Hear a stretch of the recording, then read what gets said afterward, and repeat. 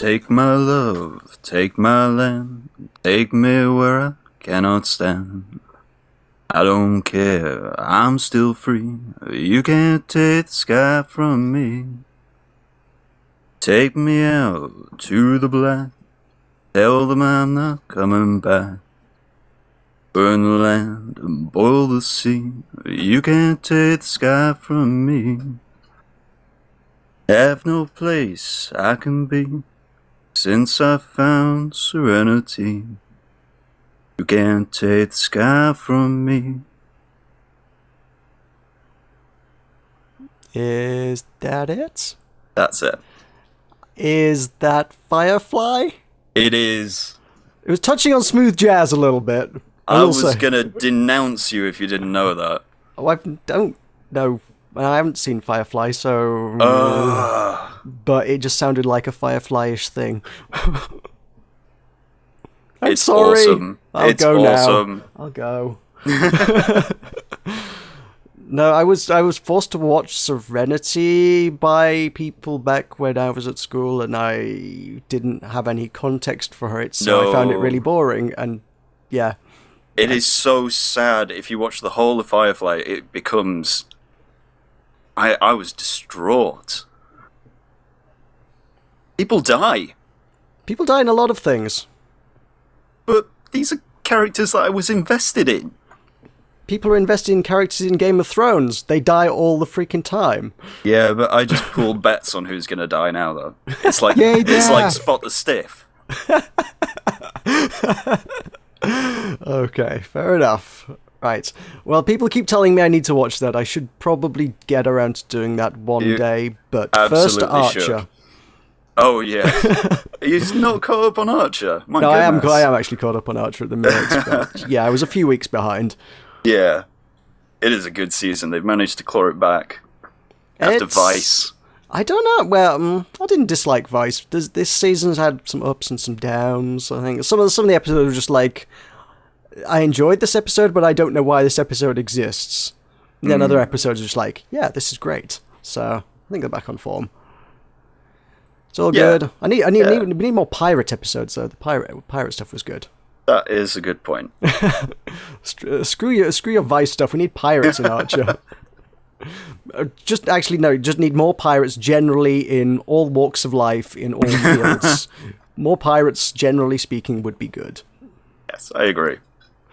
Sweet. You can make a pirate deck in Hearthstone. Why have I not been playing Hearthstone?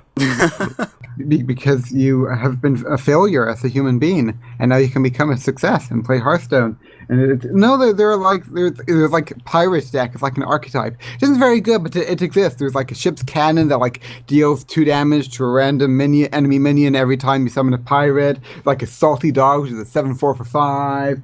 There's all kinds of stuff, man. It's wonderful. Lots of pirates. The problem with that is I need to, it's either monumental grind or throw money at it to get the pirates in the first place in order to make the pirate deck, isn't it? The grind is fun. Yeah, fun. I like the way you sound like you're trying to justify that to yourself. The fun is fun. The grind is fun. Honest, the grind is fun. Well, it is. It's arena. You just play arena a bunch and get it. Like it's not even grind. It's just fun. It's like I wanted to do the grind. I like the grind. It's fun. Yeah, but it's wonderful. Yeah. Pirates. It's just fun. And there's one pirate that goes like ha ha. Yeah. That's okay. Also, I'm looking at your one of your article things here, and I know we'll get to this later, but I just note that Hearthstone Heroes of Warcraft won a multiplayer or something. So, in your face, Meroka. Yes, that is news that we will get to later, but first we have a podcast to do first. Welcome to Button Mash Podcast. We're only coming up to 5 minutes in. Rejoice! I do have a little bet with myself at the start each week. How long can we possibly go before I can actually get to the bit where I say welcome to the Button Mash Podcast?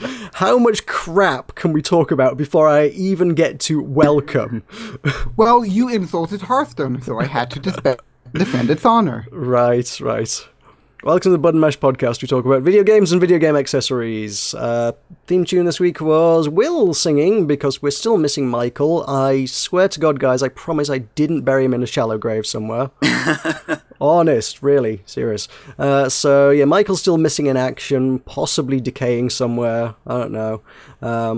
Either way, Will had to cover for him, and that was Firefly or something. I don't know. I'm so sorry. I don't know who even knows about that TV show anyway. That's like, What? nobody watches that. I don't. Hey, you're outnumbered, Will. Educate yourselves. Excellent. We also joined once again by Tulkas. Rejoice. And I still need to update our sheet. Our show notes say we're joined by like 5 people today, so we're not. Just us 3, talking about video games, like always. And I am a guest, as always. You are, I guess, something. You're an extremely regular guest. Yes, I am the eternal guest, fated to forever live out my days as a guest. Sure, we'll go with that. So, I've been playing a lot of stuff because since the last time we did a podcast, we have had PAX East. Jealous. And I was hoping we might be able to get more people on the show that had been to PAX East, but that has kind of not transpired now, which is kind of annoying. So, I'll let you guys go first, but I'm probably going to want to talk for like 3 hours of just the stuff I've played, so... on you Well, go. I heard there was a hat. Tell us about the hat.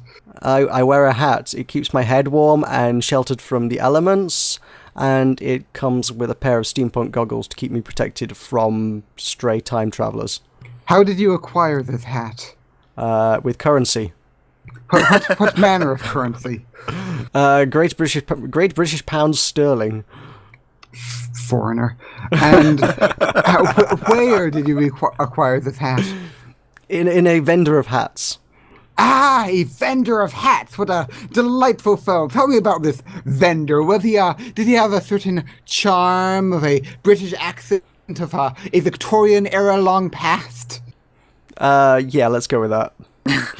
Wonderful. Make up a story about this man and tell it to me. It was sold to me by the gentleman named Sir Hattington Smythe. And he runs a emporium by the name of Sir Hattington Smythe's Hat Emporium. And in there one can procure many hats, including the hats that I wear upon my head. And one fine, dreary British day, sky grey with the colour of Britain, and I went and bought a hat. And upon that hat I did place a pair of protective eyewear in case of stray time travellers. Are they single-use unlubricated? They are multiple-use lubricated goggles. Excellent. I am content. So there you go.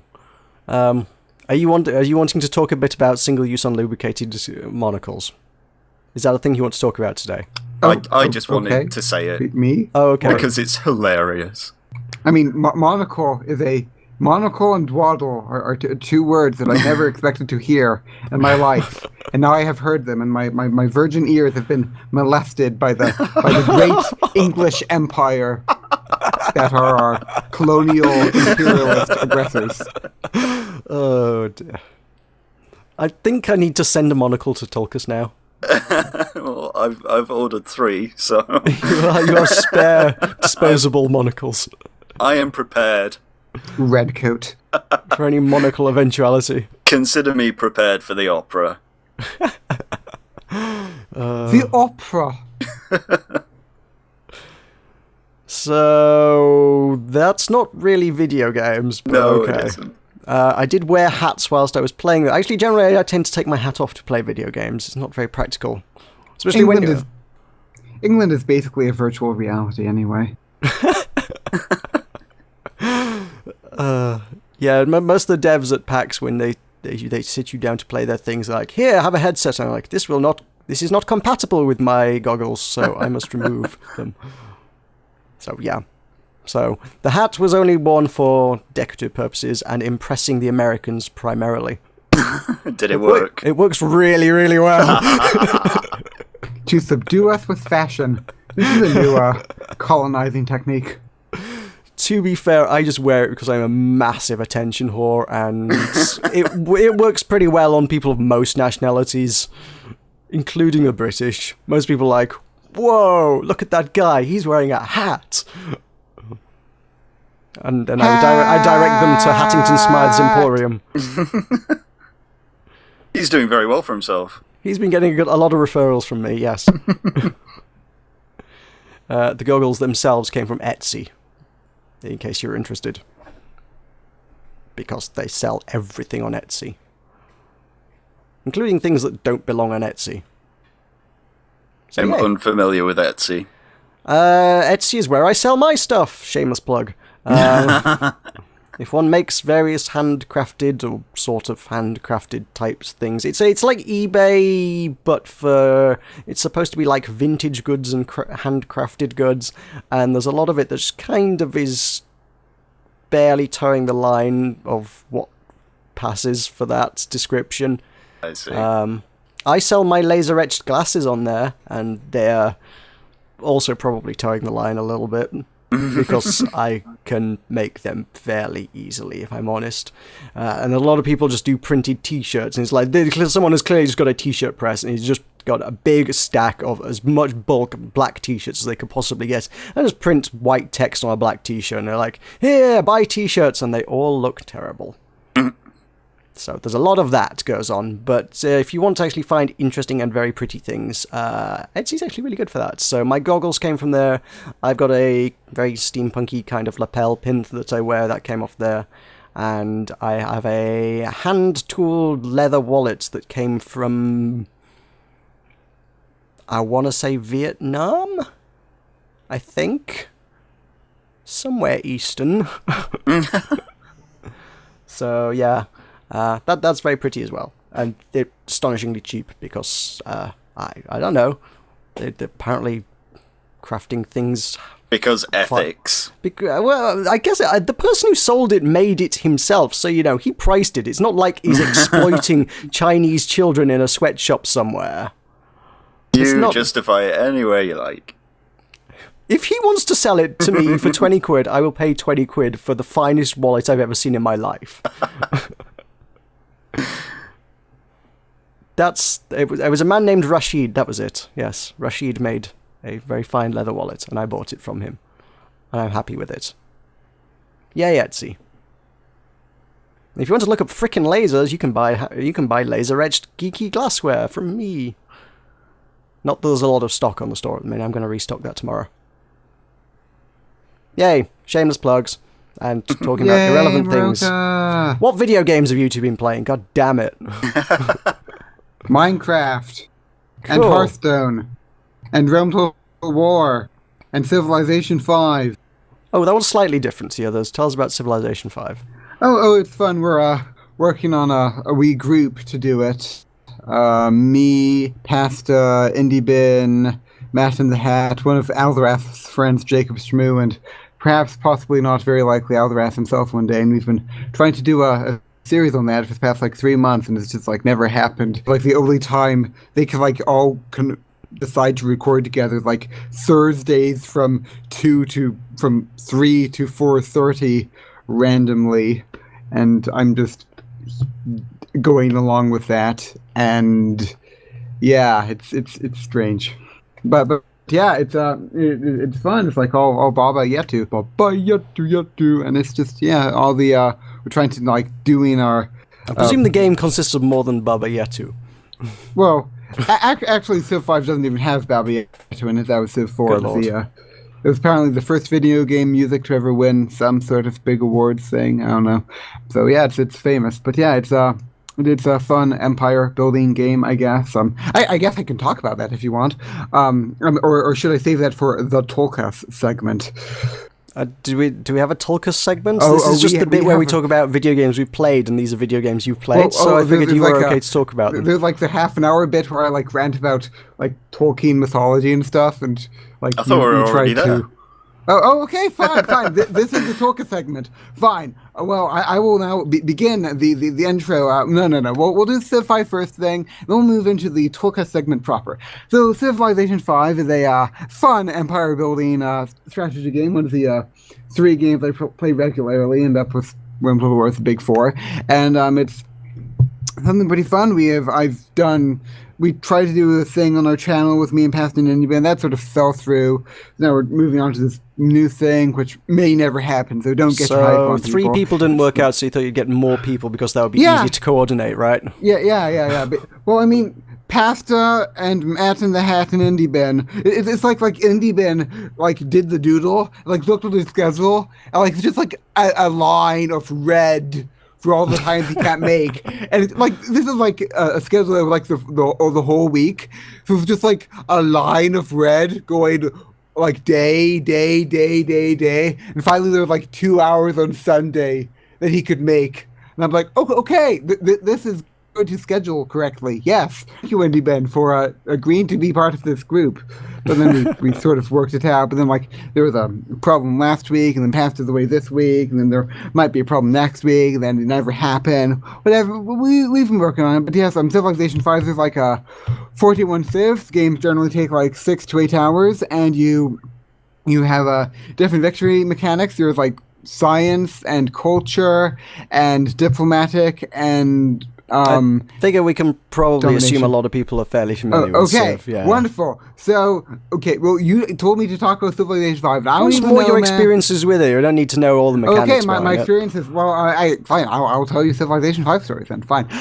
Let's see. One time I was playing Civilization 5 with a dude here at the college, and he had this great empire, if Rome or America or something. And he just took over the world, like the other 5 civs, until all of those left was my tiny 3 civs, and then him on his 3 continents, and I had my little patch of land. And then he's just all cocky, he's been how he's going to annihilate me. He's just the whole world descended on the tiny realm of Tulkas the Valiant. And I just got our rocket artillery and just started sniping his guys. He just sent wave after wave, and I just sniped them. And then finally he took one of my cities, and then he moved on towards my capital. I just kept sniping. Finally he just got really mad, and then he just kept chucking nukes at my capital, 8 of them. I just he's just sent a paratrooper in there to finish me off. That was the one turn that I unlocked the stealth bomber, so I killed him, and then he announced that he was going to go break something to IRL, and I've never heard from him ever again. That was a fun relationship that I had, but that's my experience. And so that's the first half of the Tulkas segment done, and now we move on to the second half of the Tulkas segment, which features me singing. Have you heard the rumblings? The mountain stares once more. Beneath the crags, cliffs, and rocks, there's evil in its core. Fire meet flesh, dragon's breath, claws and fangs and flames, awaiting heroes that are brave. Are just insane.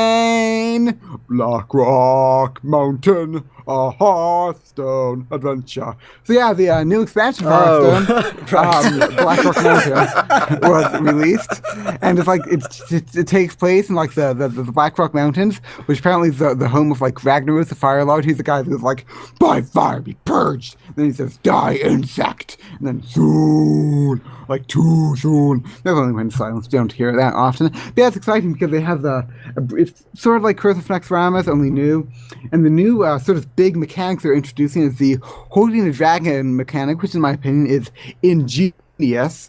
I'm sure the worthy Button Mash podcast followers care deeply about the Hearthstone news.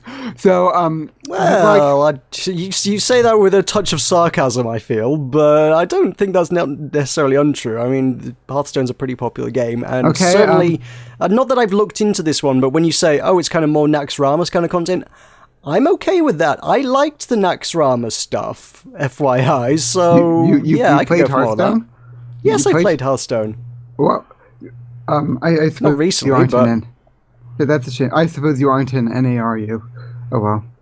If you were, then we would. Maybe I should make an EU account just to play with Big M. Yeah. For some reason, in spite of it being a turn-based card game, they put arbitrary region restrictions in. Because obviously, yes, my ping when I take, 30 seconds to play a couple of cards is super critical. Well, I get a 360 no-scope on Ragnaros. Yeah. Yes. Yeah. So, yeah. That makes no sense to me, the regions on that From thing. what I understand, it's like related to like their infrastructure, because they built Battle.net that way and they can't really change it. I don't know. Really? It's, like Blizzard has like some weird things going on, like deck slots. It's the community is always up in roar about like deck slots. There's only 9 deck slots, and there should be more, but Blizzard doesn't add more for like some unknown reason. There's no like UI built into the game specifically for it. They don't have it. Strange. I was just saying, wasn't there justification for the 9 deck slots in Hearthstone being it would be confusing if there were more? Well, no, it's like, no, it wouldn't. Don't be ridiculous, Blizzard. I am actually impressed by your grasp of the Hearthstone community, and I mean, while the Hearthstone people do like to complain about that a lot, there is the fact that like there is a point where where you can do like. Like having no limits on deck slots would actually be confusing, because like if you don't know what all of the cards are, you just like make a deck, then I can see how it would actually be confusing for new players, or even for me. Like if I had like 50 deck slots, then if I didn't title them correctly, which let's be honest, most people don't, then like I'd have difficulty. But I mean, there should be more to even like I don't know, like 20 or so, or I suppose, well, the simple solution would be to force you to name it properly before you're allowed to save the deck. Before you save it, if it still says Custom Druid, when you click save at the bottom, when you say, I finished with my deck, this deck is good, it should say, you haven't named this deck. What would you like to name this deck? That would be a trivial fix. But I mean, like, what? Like, you name it, like, what? Malfurion's Revenge, and it's like, what is that? I mean, I think that... Well, that's your problem, not Blizzard's.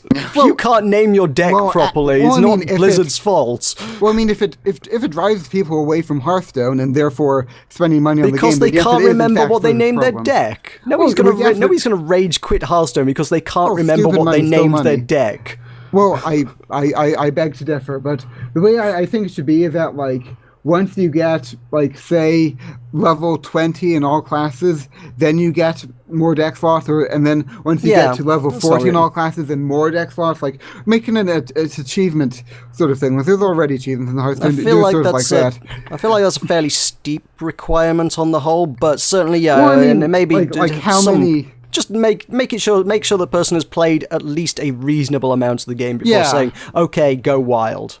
I mean, there's only so many decks a person with only the basic set can make. But yeah, I mean, there is a like part of the Blizzard's appeal is that the UI is pretty slick and a lot more than the other card games, which little I know about them, and that it's like a minor like psychology thing that like seems stupid at front, but I do think that it is actually semi-legitimate that there's like having unlimited is too many, and having, I mean, at the moment, I think that having 9 deck slots drives more people away from the game than like having unlimited ever would.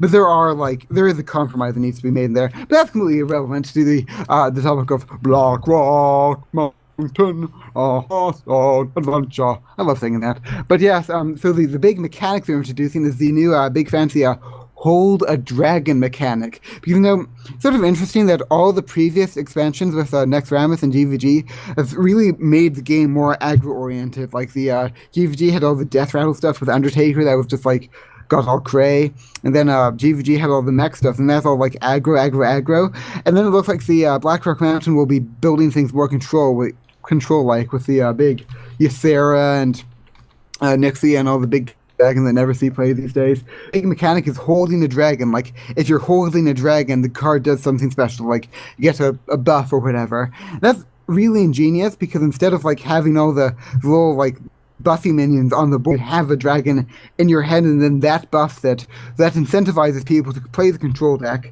And control really hasn't been doing well these days, besides control warrior and ramp druid. Like control paladin and control priest are just bad way right now, and don't even talk to me about like control hunter or like control rogue or something frail like that. So yeah, it's just like, I know, so it's like pretty hyped for the expansion. It was like always, this will be fun. PvE content in Nexteramas was as my suicidal brother said, very well put together. And here in Molten Core, it's going to be cool, and looking forward to that. So, yes, what is your opinion on this, Will? Seeing that you know nothing about this. I've never played Hearthstone. Yeah, Ever.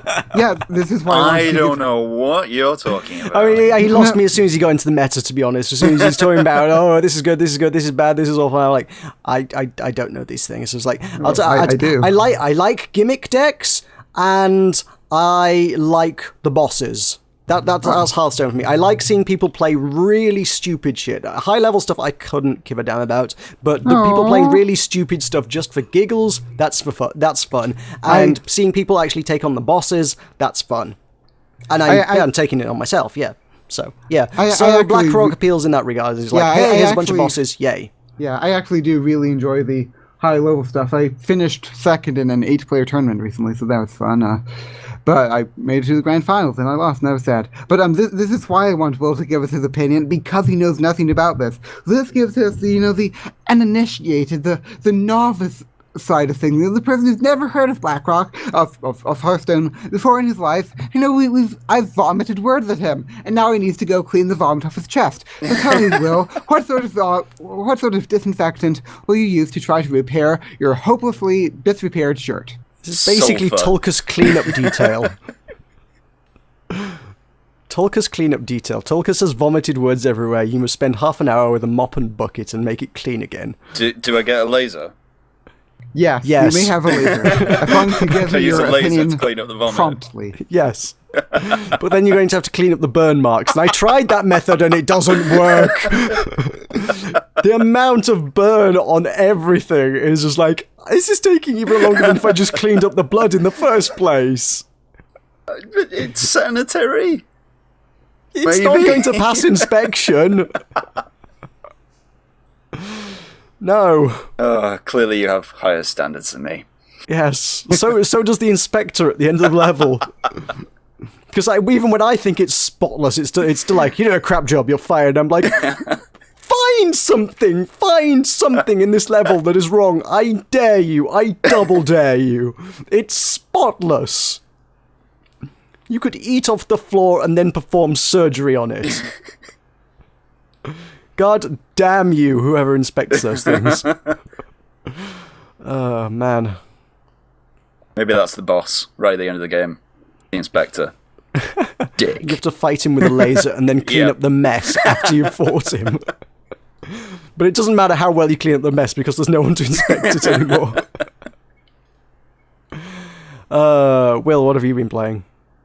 I stopped playing Darkest Dungeon, is what I did. Wow. Over the last 2 weeks. I quit while I was ahead. Got all my characters to level 3, and now they refuse to do level 1 and 2 dungeons. Okay. They are too good for level 1 and 2 dungeons. Right. And they express it. So, I tried a level 3 dungeon, and I could tell that I was going to die very quickly, so I am no longer playing this game. Wow. This game is not fair. If I can't, do the remainder of the level 1 and 2 dungeons with my ace characters, then I'm not bothering. Right. It still doesn't sound fun to me. It was really fun. Like, I was really getting the hang of it, and then they decided that they were too good for these meager quests. If they're supposed to be your employees, basically. If they're know. not listening, well, that's not right. They need a disciplinary. Or go send them to a level 3 dungeon, and they can duke it out there. Yeah. So no, I'm not playing that anymore. Fair enough. And I still moved on to the Sky Saga. Woo, Sky Saga. Still awesome. How are you not bored of that yet? You've been playing, from the sounds of it, ridiculous amounts of it. I'm getting there. I'd like some new content to get my teeth into. I played not nearly as much as I think you have. Assuming you said you're up to like level 9 blacksmithing or something. Yeah, plus, probably at this point. I maybe cheated a little bit. Really? Yeah, I took advantage of a glitch in the alpha. Oh, okay. Right. That was I- rude. Because I had no choice. It told me I had to make 2 wooden shields. And I made 2 wooden shields, and it said, you need to make 2 wooden shields.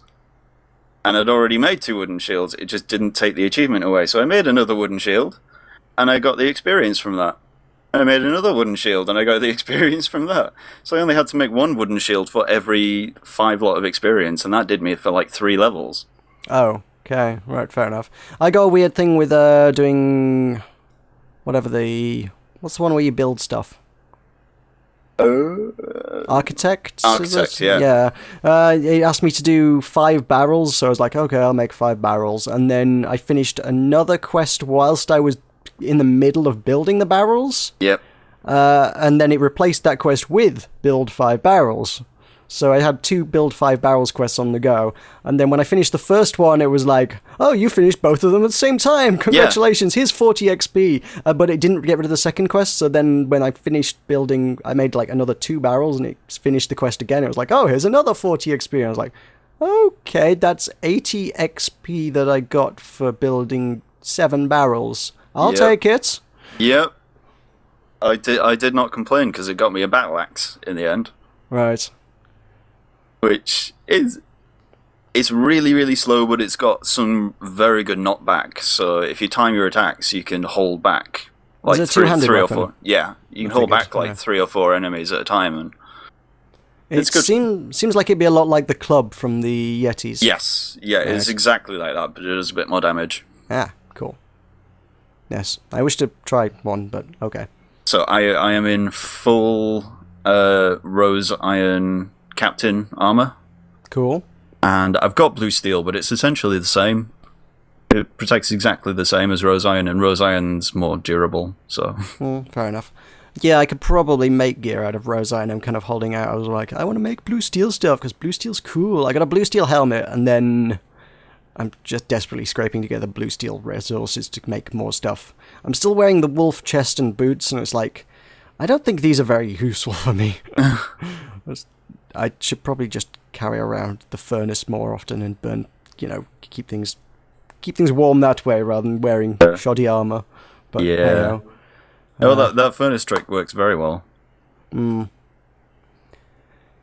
Yep. So yeah, I'm burning out of content a little bit. I still haven't done any Dark White Worlds, so I'm hoping that's gonna have some content for me that's gonna be new and exciting. But It's kind of the same as the Dark Forest, except you can see nothing. that figures right. You can see absolutely, it's all white because of the fog. Thing is, I've done 3 dark green worlds now. 2 of them have been exactly the same pretty much, which is just, this is very similar to a forest, except it's really foggy. And then one of them was, you're inside a massive cave. The entire world is a cave. Yep. And I was like, this is really cool. And the entire world crashed like 5-10 minutes into it. And then Oh, no. I couldn't get it back. I was like, welcome back to your home. Would you like to make one? It's like, my dark hearts! My god, I you know, bastard! 3 dark hearts. But the cave worlds, actually, to be fair, it did have ember wolves all over the place, and ember wolves are a really high drop rate on dark hearts. Yeah. And they're just like the common enemy in that world. So it's like, you got a really common enemy that drops a fairly high drop rate on a fairly rare material. So if I could get one of those worlds back again, it wouldn't be terribly hard to farm a bunch of dark hearts out of it.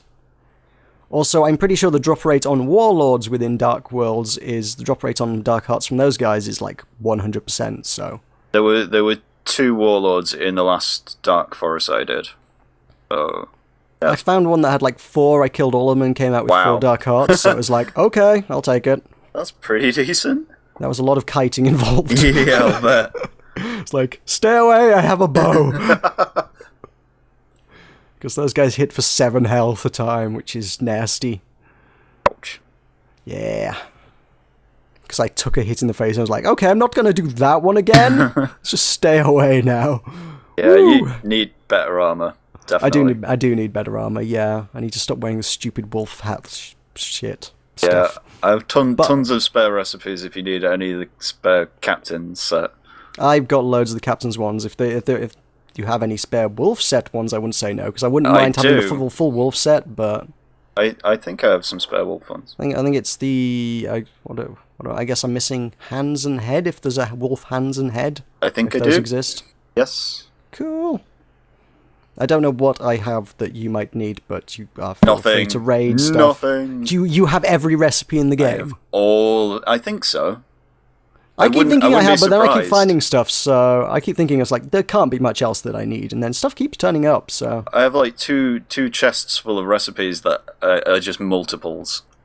I'm getting close to 2 chests full of stuff that's mostly multiples. And I have 2 legendary titles to put on my house, and I don't know whether to use either of them. I got Bastion, and that's just yeah. I've got 2 Bastions, I think. I've just named mine Bastion, just because. Just Bastion. Just because. Okay. I can't remember what the other one. There was another one. Oh, it's Crypt, I think, was the other one I had. I've And I was got like, I really want to Crypt. call mine Crypt, because now that I've got the black stone, it's like, I want to do it all up in black and make it evil and make a crypt out of it. But dungeon, I've got loads actually. I got most of the common ones, yeah. Like I say, it's the legendaries that are the exciting ones, the shiny ones. I think I have a few. Don't know. I'm going to open it up. Oh, back into this. Got another show where Will's just going to play Sky Saga all the time. Yeah. Carry on with yourselves. Yay!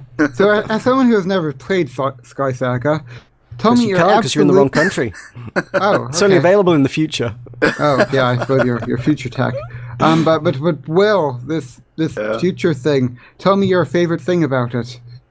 I really like the visual style, and like on the loading screen, they've got all that really fancy art of all the different costumes that they're going to put into the game, and I really want those. Whoa, where's this? Sorry, wait, You know excuse when me? the launch screen? I'm launching the launch screen. They got like all the characters on there. I wasn't paying too... Oh, They you got mean, like all the you different mean armor like from sets and the... stuff. I don't know where you're And looking, actually. swords. They have swords that look really cool. If you just look at any of the art from the game, it's Oh, all... you're just talking about the general art stuff. Yeah, I think Yeah. I'm familiar with that. I'm not getting anything on my launcher, so I'm not sure where you're looking, but yeah, okay, I think I know what you mean. Yeah, I thought a lot of those were supposed to be like NPCs and stuff, and like other kind of roles within the world, because some of them are like, I mean, I downloaded a lot of the artwork for doing the video content, and a lot of the items, the pictures are like labeled like trader and things, and barbarian and stuff. Surely you'll be able to get that armor though. Yeah, the classes they've got are Explorer, Crafter, Trader, Miner, Gladiator, Farmer, Explorer, Architect, and Adventurer. You know what, I'm level 3 explorer. I do not know why I am exploring. There are very few recipes that require level 2 Explorer. I've never seen anything higher than that. And I'm like halfway to level 2. Ooh, Just about. My other legendary title is Lair. Oh, Lair. I Okay. like that one, but it's not as good as Bastion. Right, okay. Oh, and I have Butcher's Knife. I have the recipe for that. Yeah. Do you have a recipe for the dagger yet? No. Is that in the game? I have a crude recipe for a dagger. Oh, okay. I can make a crude dagger. Oh, crude dagger, really? Okay. Yeah, but that's rubbish. Yeah. No jewels in Dagger. that. Dagger is the one weapon I really, really want to make like 2 of and dual wield and go crazy. I have two. I have them, but I want blue steel. God damn it! Yeah, I've got rose iron ones. I want like blue steel with like a gold handle and a black gem in the set in the end or something. I want some badass looking daggers. Yeah. I don't want no gold dagger with an iron blade and a green gem. Oh, and I have That's for scrubs, man. I have both of those Viking helmets with the horns. I just picked one of those up and I was like, oh my god, that's a thing you can get? Hello. Yeah, I like those. It's still nowhere near as good as the captain's helmet. No, well, I got an iron one. It's like, I'm wearing a blue steel one. I'm not going to wear an iron one, but it looks really nice. They need a costume option is what they need. Yeah. Every other MMO in the world does that these days. That's kind of standard now, so they kind of need to... It should really, catch up and implement that stuff. It's only an alpha, goddammit. My visuals. I need to look pretty. It's more important than everything else. You are right, yes. You know I'm right. I know you're right. Sorry, I'm playing Sky Saga now. Okay. Yay! This is so exciting. He's happy. Tell me about Ori and the Blind Forest, because you played that, and I'm interested in that. It's pretty. That's all you need to know. Well, I'd seen that much, yes. Yeah. I randomly came across this in the Metro, of all things. And it just said it was really, really pretty. As in the free newspaper on the train? Yes, as in the free newspaper on the train. Right. Okay. It caught my eye because, obviously, Sir Terry Pratchett is dead, and he was on... But I'll just flick through the newspaper. You have trains? Wow. Yeah, yes, they take us to steam Hogwarts. trains. That's weird. How do you think we get to Hogwarts? Well, you have flying cars, right? In the future, yeah. But we also have flying trains. Oh, well then. Yeah. That's fancy. Flying steam trains. Obviously. But Ori and the Blind Forest, it's pretty. Is that all it's got going for it? Is that pretty much it? Oh my god, actually, it's really sad. I opened it up, and there's this really, really sad kind of slow intro where you kind of play the game and don't really. Okay. Very, very sad. But it plays very well. It's really smooth and gorgeous animation. If you like 2D platformers, it is well worth a go. Because it's like every other 2D platformer, except it looks amazing. Well, I don't know. Not every 2D platform was great. I played a lot of really bad ones in my time, to be fair. Well, this is one of the good ones. Okay. I would say. That's pretty much it. There's two kinds of platformer, good and bad, and this falls into the good. Alright then. Fair enough. Alrighty, I'm gonna do PAX now. I've been waiting 40 minutes for you guys to let me start on PAX. Tell me about Dad by the Sword. Dad by the Sword. Oh, okay. Interesting one to start with. I'd seen this one. Okay, this is a game where you play, I guess, someone's dad. Who just goes into battle in, like, t-shirt and I think jorts. And you have a sword, and for some reason you have to go and fight a bunch of monsters. And I'm really not sure what the narrative is here. This is me. This game is about me. Actually, yes. Actually, yes. It actually is. This is why I know about this game. Right.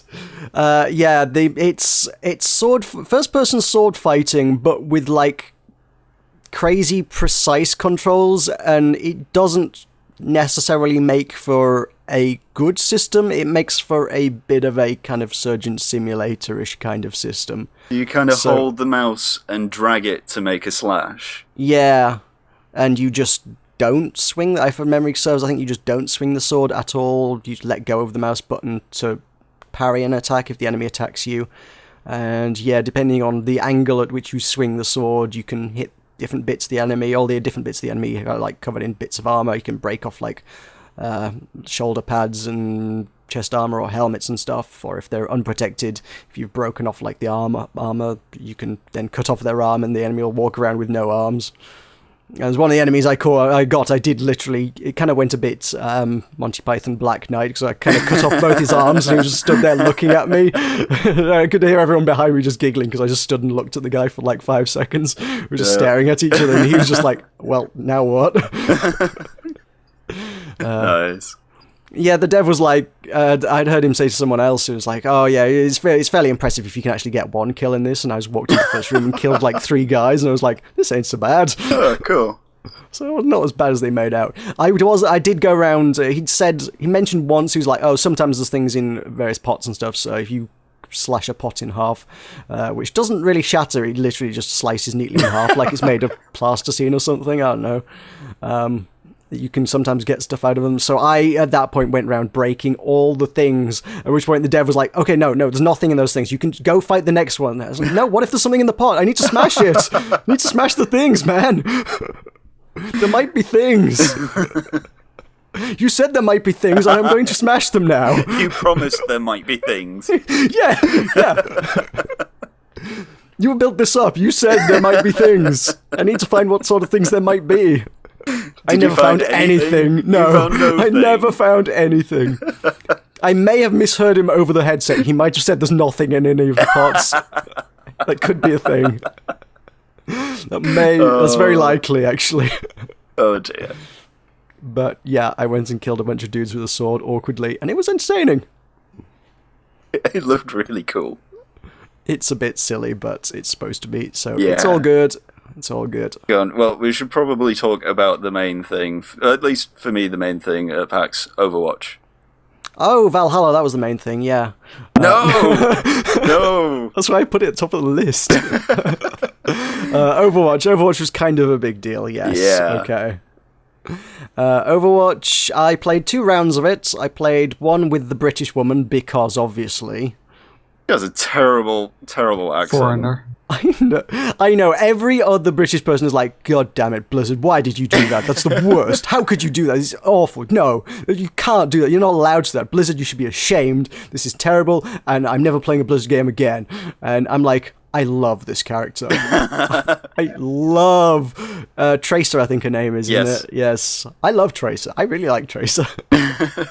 Admittedly, I was flat out the worst in the game playing as Tracer. She's got like 2 pew-pew little plasma pistol kind of deals, which don't seem to be very good. She's got a lot of maneuverability, I think, if you can play her well, and I don't. She's got a weird kind of time rewind mechanic, so if you like hit shift, I think it is, or Q or something, one of the ability buttons, she suddenly like jumps back in time 2 seconds, including to however much health she had as well. Ooh. So if you just take like a shit ton of damage, you can just be like, whoop, rewind, and you'll just jump back round the corner you just stepped into, like a hail of gunfire, and have all your health back, and you're like, you know what, I'm not going to go around that corner this time. So if you used that well, that'd probably be pretty powerful. I didn't use it well, but hey. Yeah. So, I did get ambushed by someone who did play her reasonably well on a couple of occasions, so I guess she's more sort of, like I say, maneuverability and fixing your mistakes and ambushing kind of character. I then played, I can't remember what his name is, the dwarfy kind of guy. His name begins with a B. I forget as well. It has like an umlaut in it, or something. I don't know. You know, the dwarf dude. He's an engineer, basically. Yeah. He is basically the engineer from TF2. That is it. He builds a sentry, and you hit it with a hammer to make it better, and it has 3 levels of upgrade. And you go around and you pick up scrap metal from other people's weapons that they've dropped, and you use it to upgrade your turret. It is the engineer from TF2. Except he doesn't have a dispenser or teleporter, he just has the turret. And because at this stage in the game, nobody actually really knows how to play. Nobody knows the maps well enough. It doesn't really matter too much where you put the sentries. There are not like optimal positions or anything. It's just like, it's gonna kill people. People are like, hey, I'm gonna run across this room because I don't know where I'm going. Turret dead. It's like, I racked up a lot of points playing as that dude. Nice. I came second in the match, which was really, and not by much as well, which was really annoying because they were giving out the penny arcade pin trading things, penny arcade they call it, pins to everybody who played the match. But the MVP in each match got a gold one, and I was really close to getting that. And I hear tell that they sell on eBay for like $150. God damn it! Oh, so you didn't want it for the pride? Well, a little bit of that, but now I know that they're worth $150, I could probably have parted with it. I didn't know they were $150 at the time. A little bit of it was like, they're going to be worth a bit, but it would also be really cool to have. And now it's like, God damn it, that was like 100 points away from like being mine. That was like a kill. One more kill would have got me like the pin and $150. God damn it, turret. Couldn't you got like one more guy? Oh well. Yeah, I did get in. I probably would have given it a miss had I not been, because I was volunteering with the Indie Mega Booth. I got in before everybody else. So even when it was just devs and occasionally press on the show floor, the line for Overwatch was just ridiculous, like all the time. There was never a time when it wasn't ridiculous. Except for one time I turned up and I was like, oh, the line stops just short of leaving the booth instead of, wrapping around the booth 3 times this time. So I'm going to get in on that now. I turned up one morning and was like, oh, this is like a 10-minute wait, not a 3-hour wait. Oh, I can wait 10 minutes for Overwatch. That's okay. I'll deal with this. So that was the one time I got to play. I came back on the Sunday thinking, oh, maybe I can get in on Sunday morning as well. I was like, oh, yeah, I'll turn up before everyone arrives on Sunday morning. I'll get another session in. That'd be really good. If I can, beat the crowds, that'd be really great. No. Just a line of devs from every other game at PAX is still just round the booth, out the booth, halfway down the corridor. It's like, God damn it, guys. I know it's a good game, but Jesus. So, I know a lot of people who... I see, watching, I think Dodger was talking about it at one point. She was like, yeah, talking about other big YouTubers that was like, I just gave that a miss because screw that line. I mean, I'm very much of the same opinion. There's very little at PAX that's worth waiting 3 hours for. And some of these lines, they are genuinely, it's like, the line is 3 hours from this point. It's like, yeah, I'm going to get to play about 10 minutes of Overwatch, 15 tops. I ain't waiting 3 hours for that. No. It's not worth it. I'll wait till it comes out, till the beta comes out, and I can play it that way. Nothing's worth that much. No. That makes sense. When you've got limited time in there, when the floor's only open for 8 hours a day, you ain't gonna spend, over a third of that waiting for one single game. And the people who do are, in my opinion, very, very silly people. Well, I mean, the only thing to talk about there that I care about is Black Rock Mountain, so I'd wait that long to do that. I'm surprised you're not. Since you're into your Blizzard stuff, I'm surprised you're not into Overwatch at all. Actually, that does surprise me a little bit. I'm not actually into Blizzard stuff. Just Hearthstone. Just Hearthstone. Oh, right. Okay. Nothing else. I've done many hours of browsing the WoW wiki thing. That's just because of Hearthstone. Yeah, and also Overwatch is just a completely different game that I am. Yeah, but everything Blizzard makes is really, really well polished and actually really goddamn good. I mean, I saw the cinematic trailer back when it was released. That was good. I was very in for that. Like the angsty teenager with the hoodie, and the little boy with the cat, and then your dasher, your tracer person leapt in and all heroin and stuff, and it was heroin.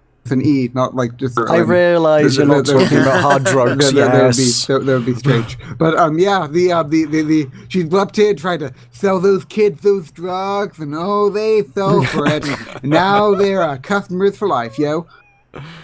Yep. But yeah, that's exactly how that one went down. That's how I'm not Blizzard really always one for. That is Blizzard's business model. And reflexes and stuff. So, I mean, like TF2, it looks like a game that I would enjoy if I wasn't so terrible at everything. So, good game. Alrighty. Can we talk about Valhalla? I want to talk about Valhalla. Has it changed much since you played it last? Not a lot. Okay, so it's still corgis. It's got Metal Gear Corgi in it. Metal Gear is Metal Gear Corgi. That a solid. It's a corgi with it's a cybernetic corgi with an eye patch. Right, okay. It's pretty awesome. There is a video that I put out on my channel which would have gone up yesterday, maybe? No, it will be today for you guys now, but for people listening at home, it will be yesterday. So they did make the PAX demo available to download for anybody who'd already bought the game, and obviously I already bought the game 5 months ago, so yeah.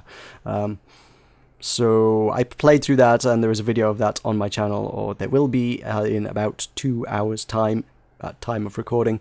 Yeah, and you can, Metal Gear Corgi is actually a secret ending, so bonus content that you can't get anywhere else on there, because I doubt anybody else knows how to get that. Wait, so does that mean that you're from the past too? I am from all time frames. I am omnipresent. Everything has been a lie.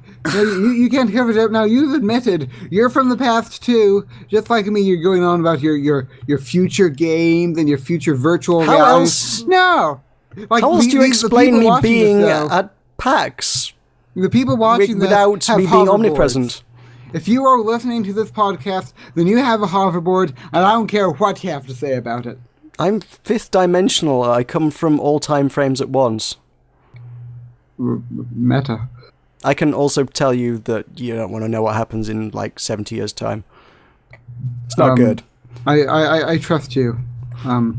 I trust that you have the interest of teen suicide in heart. You all might want to get on about harnessing those wormholes and stuff. Yeah. Yeah, but I mean, I hope that teen suicide will still be around in 70 years. I'd hope for our phenomenon to dissipate. In about 70 years, I'm going to be nearly 100, which would be really quite impressive. Ooh, I'll be dead long before then. I suspect I might be as well, to be honest, yes. No, it'll be fun. You can be like in your little retirement home, going all senile. It'll be like the opposite of teen suicide, where like you're like calm and collected, and I'm like derpy and like bouncing around in the world, and it'll be like a wonderful role reversal, and our fans will obviously still be following us. It'll be like our characters will switch roles, and they'll like the heyday, man. The fan fiction will be real. Yep. That's all I got. Someone write fan fiction about me, please. Oh dear. They had Freedom Planet. Freedom Planet was another thing that I'd also already played, but they had more of, so that was another thing I wanted to check out. They had the fourth character. They had added the fourth character to the game, to the demo there, and he's OP as heck. It's basically got a gun. So you just shoot all the enemies, and it's like, it's kind of easy. Although he's a bit of a glass cannon, they've given him very, very little health, so by the time the boss fight rolls around, it's like, shit, he's dead every time. It's like, against the rest of the levels, it's like, shooting all the things, shooting, yay, this is easy. Oh crap, boss fight, boom, dead. Oh man. So, I don't know how that one's gonna go. I don't know whether I'm going to enjoy playing through as Torque or not. Were you actually? You were getting pretty sick of the game last time. I've had time to cool. I mean, it's one of those things where I'd played too much of it, and I think, going back to it refreshed and anew, it's all good. It's not that it was a bad game or anything, it was just, at that point I needed a break from it. I've had a break from it, and then I came back, and there's a new character. And I got to meet all the devs and the voice actors. All the voice actors were there, or many of them, and I got all their autographs. Cool. So that was cool. Other things I've also played before, Guns of Icarus Online. They had the co-op mode, the adventure mode, which was... The devs said it was really, really hard, and then we beat it. It wasn't too bad at all. We kind of beat it. So, I didn't think it was too hard. Possibly played too much of this game. I did also. I joined in. The devs do a live stream, or used to do a live stream every week. I think they stopped for a bit, but I think they seem to have started doing it again. They do their weekly dev fireside chat thing that they do on Twitch. And for whatever reason, I was just kind of bored when it popped up on Steam this week, and it was like, Guns of Icarus, the fireside chat. And I was like, I'll watch that for a bit, sure. I joined in. One of the bits the dev said was like, oh yeah, for a few of the ships that were doing the co-op mode, we decided to just put God mode on and let them steam through it. And I was like, shit, did you do that to us? Yeah. Did you let us win? God damn it. I feel cheated now. At least I think I feel cheated. I'm not sure whether I should feel cheated. I feel like I might feel cheated. I don't know how to feel. Feel cheated, Meroka. Feel cheated.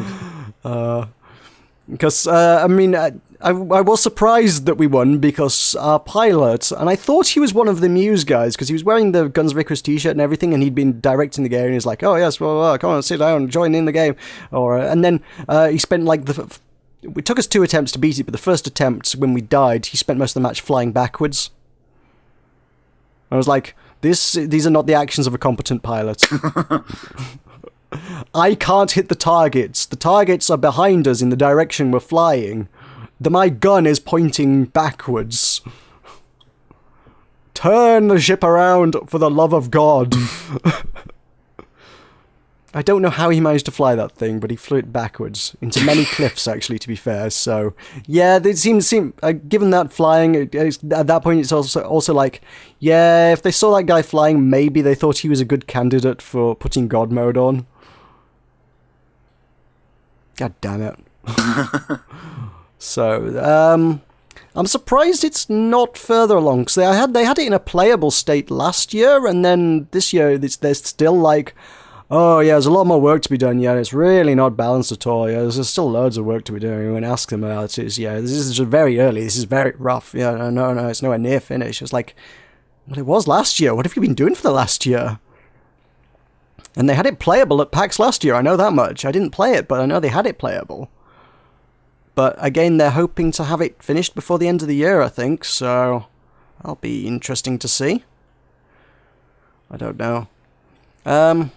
Now I'm intrigued. We had a thing about the Kickstarters with the estimated delivery dates and stuff, didn't we? Yes. When am I signed into the right account for this? Because I want to know whether I need to know whether they're on schedule or not, because I can't remember what their schedule is. No, my password for Kickstarter is wrong. So, I'll never know. Yeah. Oh well. Yeah. I don't know, I'm really looking forward to being finished, but it seems to be taking a really, really long time. It's a strange one. What else have I played that was worth noting? I played a ridiculous amount of things, that's the problem.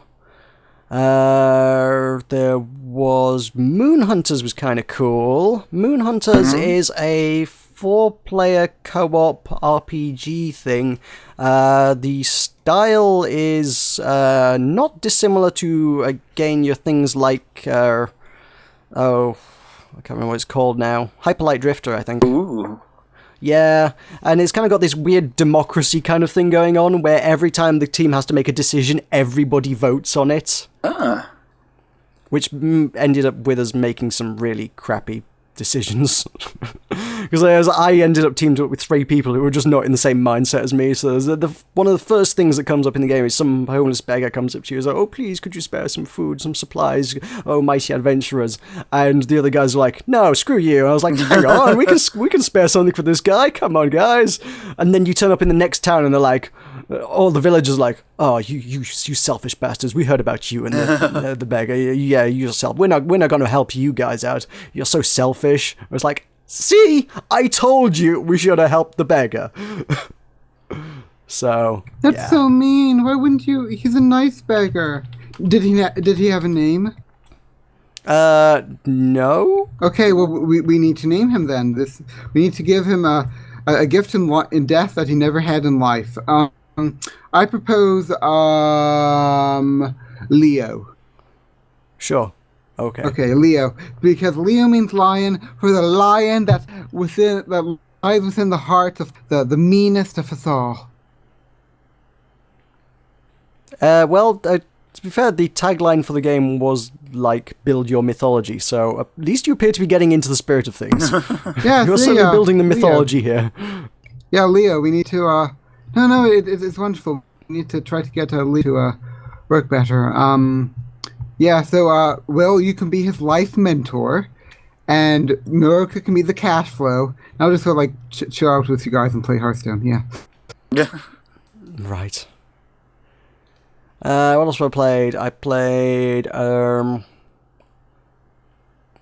Resistor was kind of a cool card game. Yeah, that was interesting. I bought a deck of Cthulhu Flux, because I needed a new version of Flux, apparently. That's interesting in its own weird way. This is kind of... I'm getting into things that I didn't play at PAX so much as just bought at PAX, which is kind of strange. But Cthulhu Flux being... Flux, if you're not familiar with the card, is a card game that's, super random, and the rules change with every card you play. It's a bit weird. Cthulhu has, loads of ways for the game to end with everybody losing. Like Cthulhu wins and stuff. It's like normally someone wins a game. With Cthulhu, it's kind of be like, oh yes, the world ends in darkness and everybody loses. And it's like, oh okay. And then there's some weird meta rules that you can play, which were like, oh, you have the cultist card, therefore when darkness wins, you win. Yeah. It's like, okay. So it's kind of weird in that way. I've won a lot of games just by being the cultist as well. So yeah, it's like, okay. There's one of the sort of, there's like an optional card you can play right at the start that just changes the nature of the entire game. It's like, oh, if everybody loses, the person who is the most doomed is the one that wins. It's like, I tend to hoard doom cards. It's like, oh yes, you've got 3 doom, you've got 2 doom, and John's got 7 doom. Okay. It's like, yes, thank you, Cthulhu and Necronomicon. Super doomed. So yeah. I like the sound of those. We shall have to play it sometime. Yes. Yeah, Cthulhu, Flux is always a really interesting one for me, because it's just interesting to see how they strike a different balance with each deck, because it's essentially the same core game, but they just put different kind of balances of types of card in to essentially create an entirely different game each time. Like I said, the one I played for the longest time is Pirate Flux, which entails silly voices and lots of piratey things and stealing from each other. I think the main mechanic behind the pirate one is stealing cards from each other more than anything else, I would have said. Which, yeah, piracy, hey. Cthulhu, yeah, it's all about doom and undoom and madness and strange things. One of the guys that went to PAX with us, Johnny, he brought his deck, which was Monty Python Flux, which is just really silly, as you would expect. Yes. And there is a card which is literally like, this is getting too silly now, and it's just like, reset all the rules. It's like, this is too silly. Oh, brilliant. And there's like 2 cards that involve forcing people to sing. And then there's a card that undoes those, which is like, stop it, no more singing. So, yes. I think he also bought Starflux, and that's obviously based around Star Trek and Star Wars and various sci-fi things predominantly, and it sounds interesting, but I don't know how it plays. We haven't played that yet. I got a huge list of things, and like most of these are like, none of these are really noteworthy enough that I want to talk about them to any great extent, I don't think. Rive was by 2 Tribes, who are the guys who made Toki Tori, and up to now all their stuff, all their games have just been kind of like, their games are alright, but they're pretty casual, to be honest. They're just like cutesy puzzle games and really sort of chilled out puzzle games, sort of thing. The puzzle games seem to be definitely where they're at. And they're not unpleasant to play, but I'm not big on puzzle games anyway, so I was never really super enamored with it. And then Rive, they've got this 2D shooter thing, which has got like loads of different mechanics. I mean, it starts off in space, and it's basically asteroids. And then you crash land on the planet, and you're driving around, and it becomes a bit more Metal Slug, and then you go underwater, and you're swimming around and shooting, and it's like, this is really good. This is totally my jam. I like this. Rive is, yeah, that's something for me, definitely. And they were talking to the devs. They were like, oh yeah, a lot of people who are sort of on our fan pages on the Steam groups and stuff, they're really concerned because they really like the old style of stuff. They really like the cute sort of simple Toki Tori stuff, and this is a real change in direction for us. And a lot of people aren't particularly happy about it. And I was like, well, not me. I love this. This is great. I totally want to shoot things up with a car that goes underwater and falls from space and shit. And yeah, okay, I'm sold. Please, more. So that was cool. One More Line. One More Line is a mobile game that they had hooked up. They did have a PC build, and he's apparently going to send me a PC build of that soon. But he had his monitor turned vertically for it, and he had it hooked up via an Arduino to just one single big red button. And that was all you needed to play the game. And it's kind of difficult to describe. It's kind of a 2D orbital mechanics kind of thing. I guess a little bit like Gravity Ghost, but not really in the slightest. No. In the same way that you spin around objects a lot. But yeah, you are a tiny little object that shoots across the middle of the screen. And there are lots of things that you can latch onto and slingshot around. And you need to like not crash into the edges or into any object and get as far as you can down the course. It's a mobile game. It's really, really simple. It's just touch the screen works on the mobile, and there was a press the button works on the PC one. And it's really, really addictive. And I was playing it on the plane most of the way back from PAX because I downloaded it on my phone. I was like, okay, this is really good, and I'm just going to play lots of this.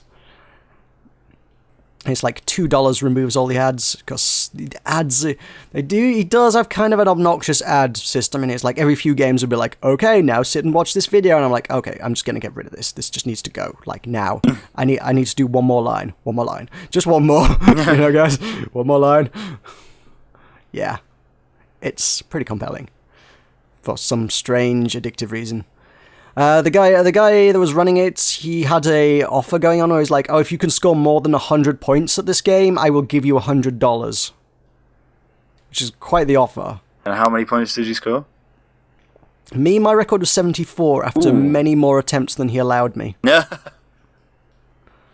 Yeah, I kept playing it for a while, and he was like, these don't count now, right? I was like, yeah, I'm just playing it now. I got 74.